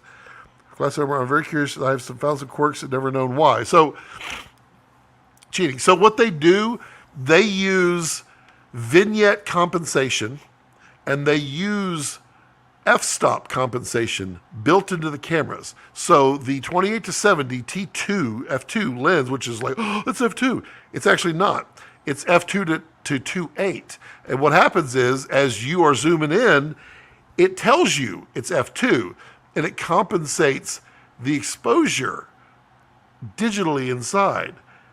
But that's not f2.8. I mean, that's not f2 versus f2.8. There is difference. This is bokeh that you can only get with certain f-stops. Man, Carlos already got the f30, the 35. That's a nice looking lens. I don't have my adapter. I can't share, but he's got the new RF35. I mean, Carlos got it all.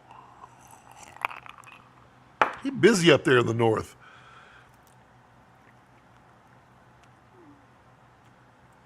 The barrel distortion is horrible. Interesting. Oh, yeah, I see that. Is it fixing it in camera? Usually, if you find out that you need a firmware update for a lens, usually they're adding some trickery in there. So if you take the 28-70, you put it on a red, it doesn't do those cheats. What's the other ones that are doing the cheats? There's one, the 24-105, and you have that one, Carlos. 24-105 vignettes. It does it a lot, and in camera on the R5s, it has a fix and it fixes the vignetting.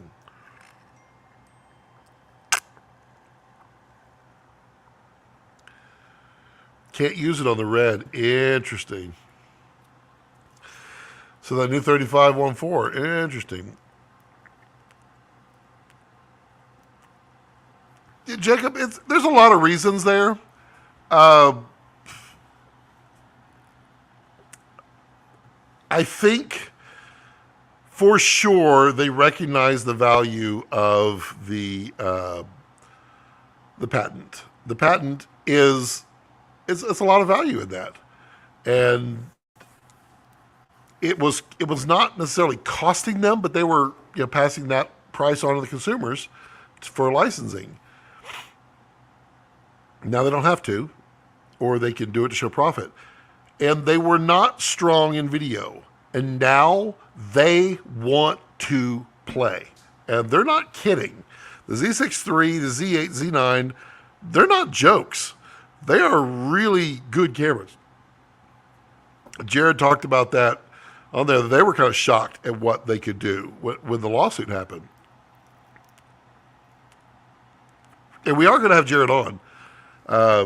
We got to figure out which weekend is a good time to get on. But he definitely wants to chat. He's enjoying life, I think. Nikon wants more, and they have everything. They just didn't enter the market. I don't know if they thought that stills were going to be great forever or what, or maybe they just realized what we all realized, which is film is kind of, or, stills has kind of plateaued. So they're serious. And now they've got that big investment in capital into a new imaging or lens plant. That's cool. That's cool. Hi, Edit. Makes me Cuddy Shark as a teen. I'm enjoying a Dalmor 12. I do enjoy the Dalmor 12. It's very nice.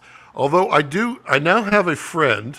I'm going to call her a friend because she's really nice and very knowledgeable at our local liquor chain Specs in Texas. She knows scotches left and right. And so I can go in there and talk to her and tell her, this is what I'm feeling. This is what I'm like. And she's got a recommendation, and she's not wrong. This Ardbeg, I think, is the last one she got. With a good prop, wow, is it good. Johnny says, I am really considering investing in Nikon heavily. From Canon. And riding the wave for the next few years. Thoughts? It depends on how far you are into Canon. Here are my thoughts on Nikon as they are now and forward. They're not messing around, and they know what they're doing. The Z8, I am trying to figure out how to write the review on it. Because things I say in first thoughts are not necessarily true, but they feel true. They are strong. And what I want to say is they're pushing up against red hard. It's true. It is not true. It's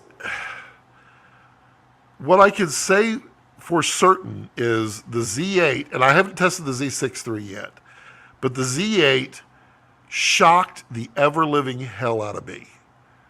I played with the Z9 with my friend Bill, not that Bill, but the other Bill that comes in, Bill Howard, and he loves the camera, and he's a photographer. He shoots professional all day long, and it suited him great. But we shot some stuff here, and I was like, "This is a cool camera. This is really cool." I don't know if it's $5,800 cool, but it's a cool camera. Enter the Z8. Well, I don't know if it's $3,500 cool. It's $3,500 cool. My biggest issue, Johnny, is changing lenses out. Oh, look at that. Oh, I should do some smoke rings. If you have a lot of RF and you buy into the Nikon Zs, you're going to have to rebuy the lenses. Their lenses are great. They really are. The 85, oh man, is it good. And they have, I haven't figured out if they are or not, but they have they call them their S-lines. Their S-lines are their premium glass. But they have like 2 tiers of S-line. And they have, I think they're made by Tamron, and they're marketed as Nikon glass. But they are the same specs, basically, as their Nikkor S-line, but half the price. And they're really good. The autofocus on the Nikon, pretty good. I don't say it's perfect,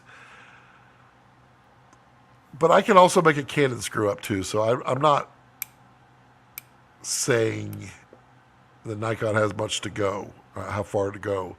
The Z8 is pretty damn good. I don't know. And Canon is going to come out with the R5 II shortly. And it's going to have some impressive features. But I will tell you one thing that I love in any camera, and why I love reds so much, is the highlights. The highlights, I love shooting outside and pulling out the sky and pulling out the details. And I love to see the different depths of clouds in the sky. I think it adds so much to an image. And if you clip your highlights, or if you don't have that much latitude in your highlights, it becomes a problem. It's been my problem. Carlos, I've talked to Carlos for years about this. The R5, I've wanted to get an R5, and then I back away. And every single time, it's always the highlights that get it. Nikon has highlights. They can pull the highlights out, and it's clean in the shadows. The dynamic range is not a red, but it is so not bad. It's kind of amazing, and it's why I've taken so long with the Z8.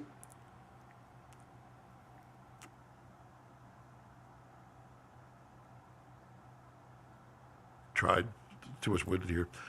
I want this review to be substantial, and I want it to be accurate, and I want it to be right from a guy who is a particularly pain in the butt reviewer when it comes to highlights. That's my brief take on that. Is that better than the R5C for video? What's the best hybrid Canon? R5C is your best hybrid Canon, or the C70 is really good if you're not looking for full frame. To me, if it's hybrid, it needs to be able to do 8K full frame. It's my opinion. The Z8, Brandon Washington, he's a guy who kind of like comes around the outside, but he's not wrong. And I missed Nikon for a long time, and I had my reason. I explained why that Nikon didn't fit with everything that I had. And, I lost Nikon way back when and went to Canon, and I haven't looked back. But Nikon, they've changed. They're different. Now that they're mirrorless, they're different.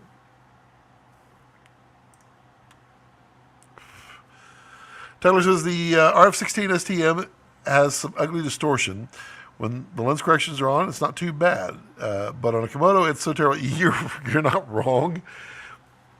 On a Canon camera, I have the R8 and the R7, and that 16 looks amazing on those cameras. Put it on the Komodo, and you're like, what happened? What happened? Now, Nikon does the same. And they don't like that. They definitely do vignette correction, and they definitely do some other funky things. And for real, she's got a hit list. Wow, that's crazy. I noticed sudden jumps in exposure while zooming in, and Canon told me it was nothing. I knew it. Yeah, those bumps will get you because you're like going, that's not supposed to happen. It's, what?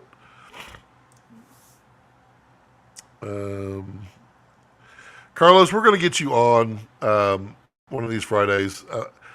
I might do more live streams, maybe during the week even. We can just sit down. You can have your wine. I'll have my scotch, and we'll just battle it out.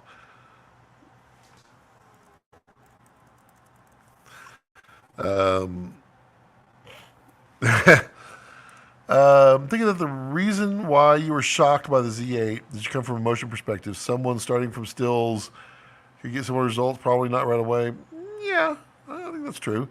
One thing a lot of people haven't caught onto right away is that you can adapt E to Nikon Z Flow. Yes, you can. Here's the other thing, Johnny. Z is the closest to the sensor of all of the mounts. Z can adapt to E, to L, to RF. The only problem is licensing. Nobody has licensing for RF mounts except Red.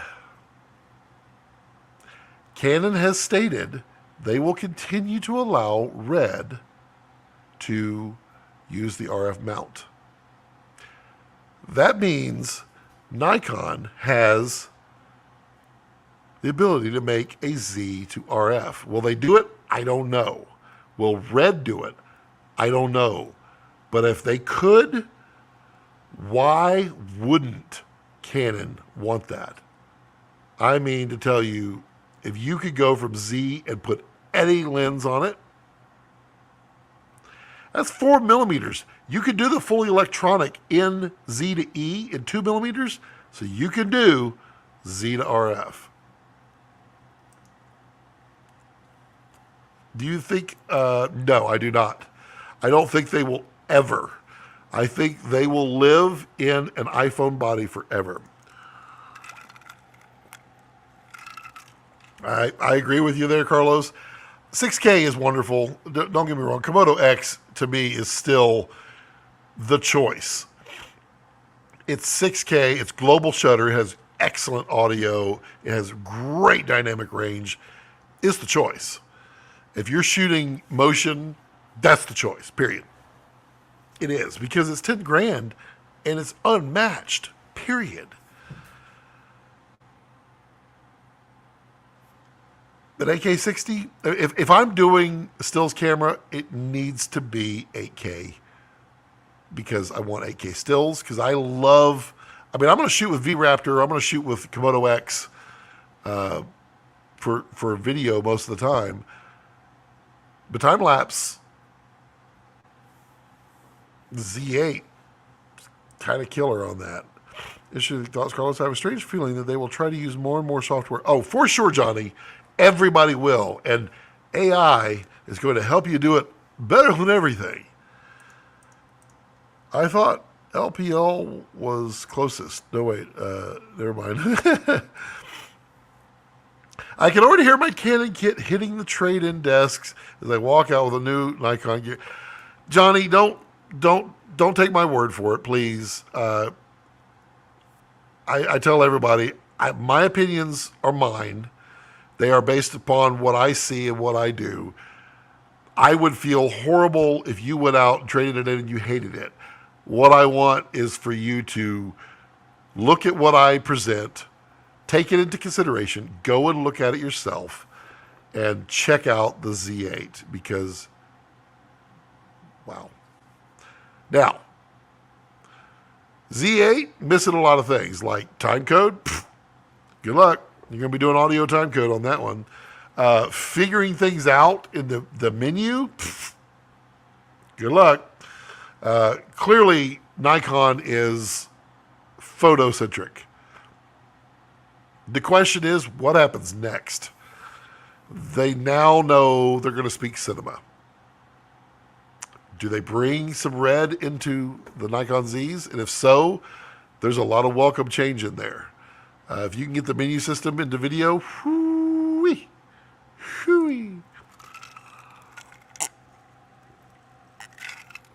Yeah, Carlos is, I think Carlos is like the only person in South Dakota. I don't think there's anybody else that lives in South Dakota. Yeah, definitely should have reached out to Carlos. I've never been to South Dakota. The closest I ever got was Wyoming and the big giant monolith thing, Close Encounters. That was the closest I ever got. That's like, 20 miles? All I know is it was 103 degrees outside, and I was like, I'm not going to South Dakota.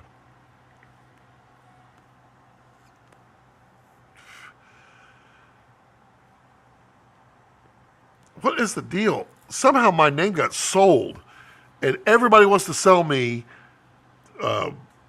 Google placement and everything. And Art, I'm not saying anything, Art, until whatever you decide to do, but Art is a guy who deserves a beer everywhere he goes. He's awesome. and one day I'll get to explain why. But it's awesome. I'm in North Dakota. It's the same thing, Carlos. Don't tell me it's called the Dakotas for a reason. There's only like 2 people there. What are the major pros and cons of the Z8 for Z9 for video? Heat time, limitations, size, and overheating. The Z9 in 60 frames per second, 8K, is not really going to overheat. The Z8 will overheat continuously in about 22 minutes at 60. At 24, it doesn't overheat. It takes like an hour and a half. You live in the Dakotas. Just admit it. Just admit it's the Dakotas. It was cold as an Eskimo parts. I switched from lifelong 25 years Canon to Nikon 1 month before Red by pure happenstance. But boy, do I feel smart. I hear you. What'd you get? What'd you switch to, and what were your thoughts? Love your Friday live streams. Oh, thank you, Pat. I appreciate it. I love doing them. I feel sad. I literally brought all my live stream stuff with me so that I could live stream from the road. But we ended up just coming back just in time. King says, Scott, I knew Nikon was serious when they released the Z mount. They started with the lenses. Their 1.8 S line are better than last gens and most brands 1.4. I do, King, think that they're missing out on their 1.4s.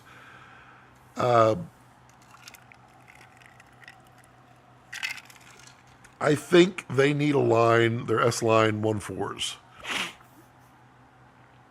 But the 28 to 70 S line, it's a nice lens. The 85 1.2 is stupid good. I mean, that is like the best compliment I can give is if it's stupid good, because it's like you ask if it's good and it's like stupid good. It's like, bro, if you can't understand that this is good, it's stupid good. The 85 is spectacular, and I really do want to try the 135. And I hope when I finish up with the Z8 videos, I hope that Nikon will let me play with the Z6 III and anything else that they have coming out with. I am impressed with Nikon.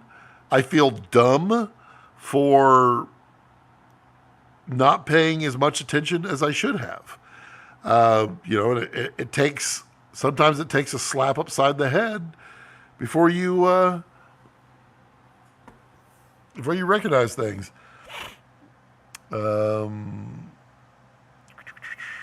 Autofocus on reds, game over. The autofocus on the reds are really, really not bad now. I was saying, Pallet, I used the Super 35 V-Raptor in Colorado on autofocus most of the time with the 100 to 500 Canon with the 2X on it. It's 1,000 millimeters. And 80% of the time, it was dead nuts on. 20% of the time, it would find something weird and try to just kind of focus a jitter and go back and forth, and I would just basically turn it off and turn it back on, and it would come back to reality. But, I mean, I got shots that I would not have gotten because of autofocus on the V-Raptors Komodo X. They're on their game. Apparently, Nikon's about to release the 35 1.4. Did I just kick the? I'm sorry. There we go. But that would be cool. King says, I remember some production friends were picking up Z9 bodies to use with Aries and Reds. This was after the 2.0. These are people outside of YouTube. I understand it. I understand it. I mean, my buddy Bill, he slaps me all the time. He's like, dude, you got to try the Nikons. You got to do it. And I'm like, no. You know, when you learn, you learn. Carlos, South Dakota is closer to Pennsylvania, so if I'm in Yankton, South Dakota, we'll reach out again. There you go.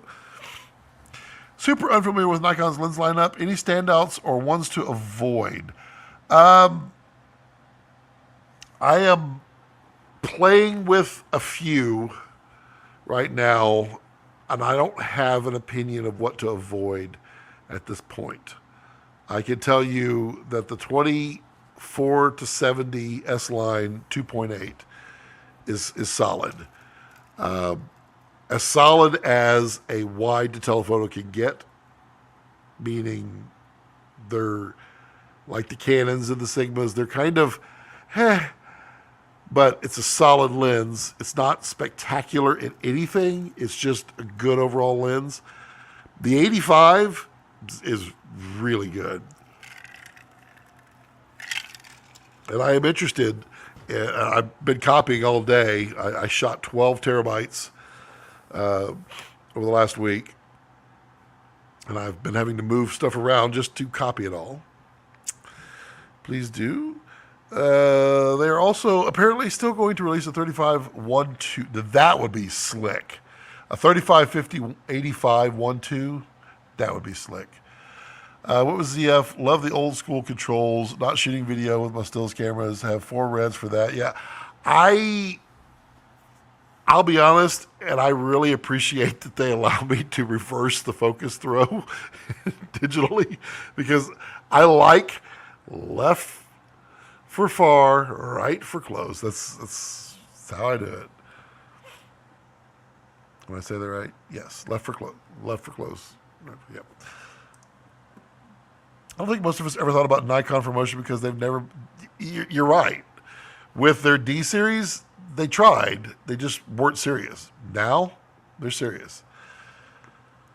I usually recommend the 24-1.8, 50-1.2, 85-1.2, 135-1.8, and the Noctua. Wow, you got the Noctua? Woo. That's a fun lens, but $8,000 too much fun. Everything I've read and have seen on the 50-1.2 makes me feel like that is a lens to also get. I was literally waiting for everything to just kind of fill out nicely. The beard is almost right, and then I'm going to take a whole bunch of new headshots with the 85-1.2. I'm excited for it because, this doesn't quite match anymore. This is like gray. Maybe I should just dye it. Dye it brown. Everybody's going to be like, who dat? Who dat? Santa? Where you go? If I switched to Nikon, unlikely due to the lens collection, I would reinvest in PL glass exclusively and as secondary systems for stills. That's my take, Carlos. I am doing PL for cinema, for motion, and I haven't fully gone in RF, and I may not. I may go jump into the Nikon here. And then now it makes me want to keep the EFs that I've got a huge collection of EFs because you can adapt to those and use them. Probably Fujifilm. I want a Zeiss Supreme lens, but by price comparison, the Noctua is well priced. Yes. But it's manual focus, which is a shocker. But cool. We're running a 2013 Trashcan Sierra as a server. Are there advantages in upgrading to the M chip? Yeah, there's a lot. So trash cans have Thunderbolt 2. Thunderbolt 2 can do 20 gigabits a second out of its 6 Thunderbolt ports, but they're paired. So there's only 3 channels of Thunderbolt there. So you only have 60 gigabits a second that you can do out of that. The M chip, if you go with the the Ultra, you get 6 channels of Thunderbolt 4, basically, which is 40 gigabits times 6, which is a whole lot. If you get the Ultra, or not the Ultra, the Maxes, you're getting 3 Thunderbolt 4s, but it's still 40 times 3. It's a lot.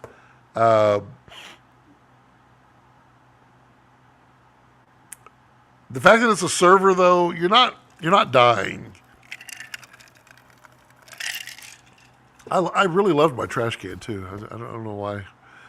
As a server, I mean, you got 320s, and for the record, you can't, on storage on Thunderbolt, you can't output more than 28 gigabits per second.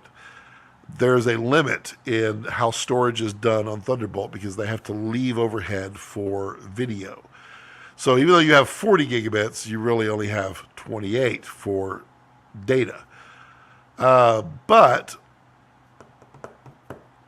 you could put a 25 megabit or 25 gigabit, 25 megabit would be slow, 25 gigabit Ethernet on there, fiber or copper, and you can still run that. The problem you're going to have is Thunderbolt 2 being older, and you're going to be buying stuff that's going to be harder to find, and they probably only make, I don't know if they make a 25 gigabit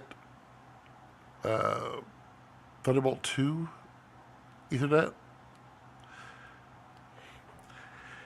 The thing that I wish Apple would do is give us full PCI Express so we could actually get 100 gigabit cards in there. Because even on the Mac Pro, the new one, those PCI Express cards are running off the Thunderbolt channels. So you're still limited to 28 gigabits for data.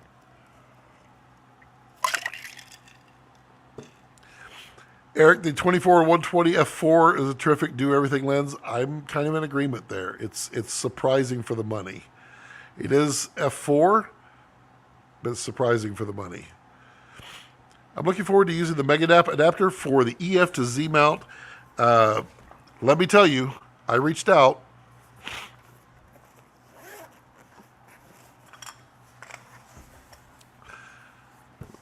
A friend represents Megadap, and this is their EF to Z adapter. It works. It works so well. Really pleased with that one. I have a few to test. I go full in when I do this stuff, which is why it takes me so freaking long to do freaking videos. I apologize for that. But the Megadap EF to Z, there's not a single lens that I have that it didn't work on and fast. The only caveat is you can't just swap lenses. There's a procedure to swap lenses. Otherwise, it's going to mess up your adapter. Follow the procedure, and I'll have that in my video. And you're working great. I highly recommend the M series machines art. Sped up my workflow, paid for itself. Once too much from Intel PC. The M series machines art. M series machines.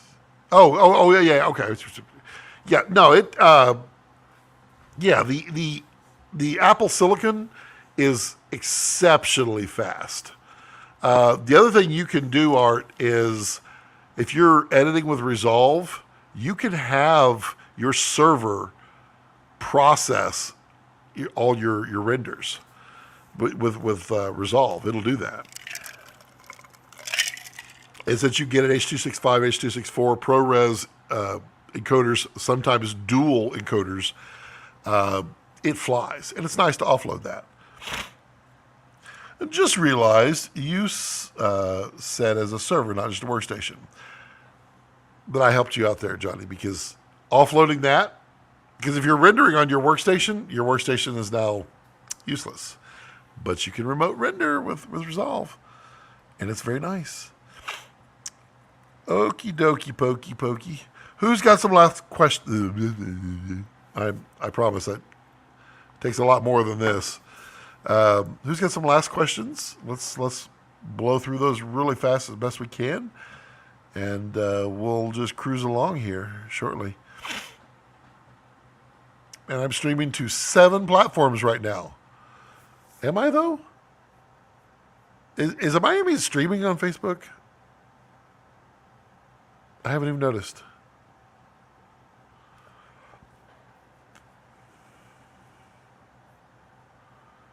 Because Facebook's been having a lot of problems with the stream.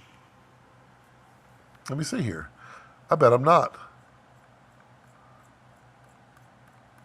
What a piece of junk. Yeah, I'm not. It says I am, but I'm not. That's awesome. Gotta love that.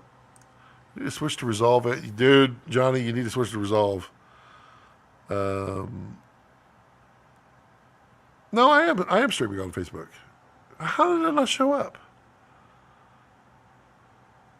Interesting. Okay. Oh, but I'm not. But there I am. There I am. You're not on Facebook. I am, though. I don't know where I am because I just pulled up because Peter had made a comment. If using Macs, get the M ASAP. So, yeah, I think the Mac Studio is the best purchase for workstation. And I believe the Ultra is the best. And not maxing it out in memory and storage, but getting the Ultra and getting a reasonable amount of RAM and then using Thunderbolt for storage. The Ultra is not going to be replaced until 2025. So you've got another year of solid on it. And the M2 Ultra is a beast. What do you think Nikon Red will release first following the acquisition? I think there will be new versions. I think they'll probably come out with a Komodo Z. My guess. It'll be a refreshed Komodo with a Z mount, smaller, a little more capable, at about the same price point. I think that would be their first jump. To guess. That's weird. It's been having so many problems trying to get. Well, look at that. Phil just posted about the Lauer Ranger Super 35 zooms. Quick thoughts. So he's got all three of them. That's why I couldn't get the middle one. They look pretty good. Okay. Any other further last questions? Anything I can help guide or have some fun with? Rex is just passed out. He's been like a tired puppy.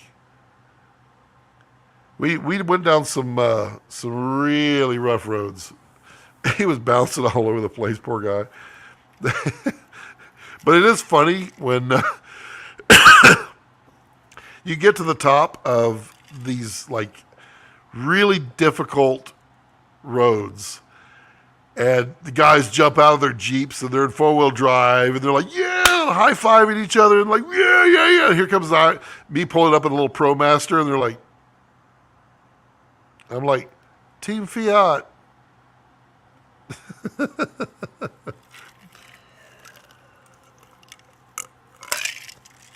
I think that would be awesome, and I don't think they're going to do it. I wish they would, but I don't think they're going to do it. Did you pick up a Blackmagic during the recent? I did not. The only money that I had, I was reserving for Colorado, and I used that. The wife and I went for nature filmmaking. Hard to beat. I own an M2 Ultra. Beast it is. When the M1 Ultra was out, the one to get would be the 1 terabyte, 64 gig Ultra, because it was $4,000.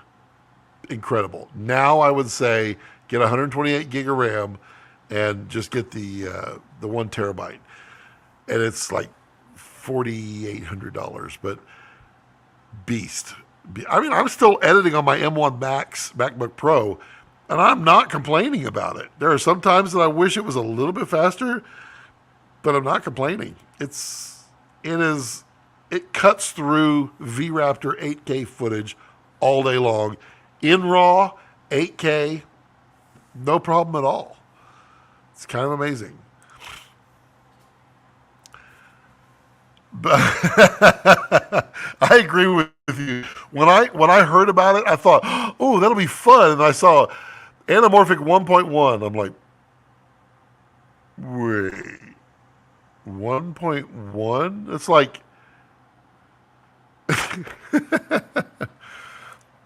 would you buy a camera with a Micro Four Thirds sensor for Super 35, or would you adapt it to Super 35 sensor? I'm not a fan of Micro Four Thirds. I get that Fuji is like really pushing into the GH7, and it's got Arri log, and yay, so it has a log. Neat. I think there are way too many better solutions out there that are Super 35 and full frame for the money of a Micro Four Thirds. I don't see the reason.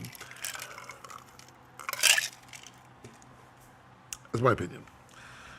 Beep, beep, beep, beep, beep, beep, beep. 16 millimeter lenses. Oh, Rex says, "Oh, hello. What's up, buddy? Is it time? Is it time? My leg in the way? Is it time? What do you think? Is it time? Oh, it is. Poor guy. He's getting so old. Those legs are so hard. Okay, buddy. All right, let's wrap this thing up. The Lumix G7 with the RE-Log license and licenses to make it work well is way too expensive, don't you think? I think it's a gimmick. Not something that I ever wished I could have bought. When I had the GH5, I never wished, I wish I could do REC log. It's a gimmick. It's a log is all it is. It's a profile. I got 8 terabyte ultra. I sleep better at night. That's a lot. That's a lot. I keep doing the math on that one. I'm going, yeah, no. Will you be picking up a C400? I probably won't. That's my gut, but it's a good camera. It's a good camera. He's ready to party. Yeah, Rex is not a party animal. Rex is a chill animal. Wrap it up. Let's talk soon. Yeah, do. Art, feel free to reach out with any of your Mac questions. I'm happy to share with whatever I know on it. All right. Ooh, I'm going to try and make pizza in the big green egg tonight. Wish me luck. I mean, good luck. It's going to work. It gets hot enough. It gets hot enough. There was a meme about the big green egg that I forget what it was, but I was laughing so hard because it was basically somebody was like, "Hey, that's cool. What is that?" He's like, "It's the green egg," and he's like, well, "Let's put some burgers on it." He goes, "No. It takes a while to warm up." Oh, well, let's do this. Oh, no. You got to do this. Well, how about let's do this? No. You got to do that. Can you help me move it? And that was it was kind of funny. Jacob says, "Thanks for the stream." Yep. C400 is cool. Thanks, God. Yeah, it is a cool camera. It really is. And the price, it's hard to beat. It's really hard. I mean, $8,000 is pretty good. It doesn't fit for what I need. And I have Reds, and I'm not unhappy with them. So it doesn't solve a problem for me. But if I didn't have some, I would certainly look at it for sure. Pizza, let's go. Yeah, I hear you. I think I'm having sugar chicken tonight. Panda Express. I think is what we're doing. All right, everyone. Have a fantastic weekend. Spend some time with some family and some friends. Enjoy some tasty beverages. Enjoy life. Hug a friend. Hug a family member. Yeah, big good thing. Jared talked me into ordering a C400. That's funny. Thanks and have a good night. Yeah, everyone, do have a wonderful, wonderful weekend. Videos coming out soon. Become a channel member if you'd like to support that way. If not, no big deal. Use affiliate links if you want to support that way. And as always, as I like to leave it, don't let your passions center around your life. Let your life center around your passions. And I mean it. I really do. Bye, everyone.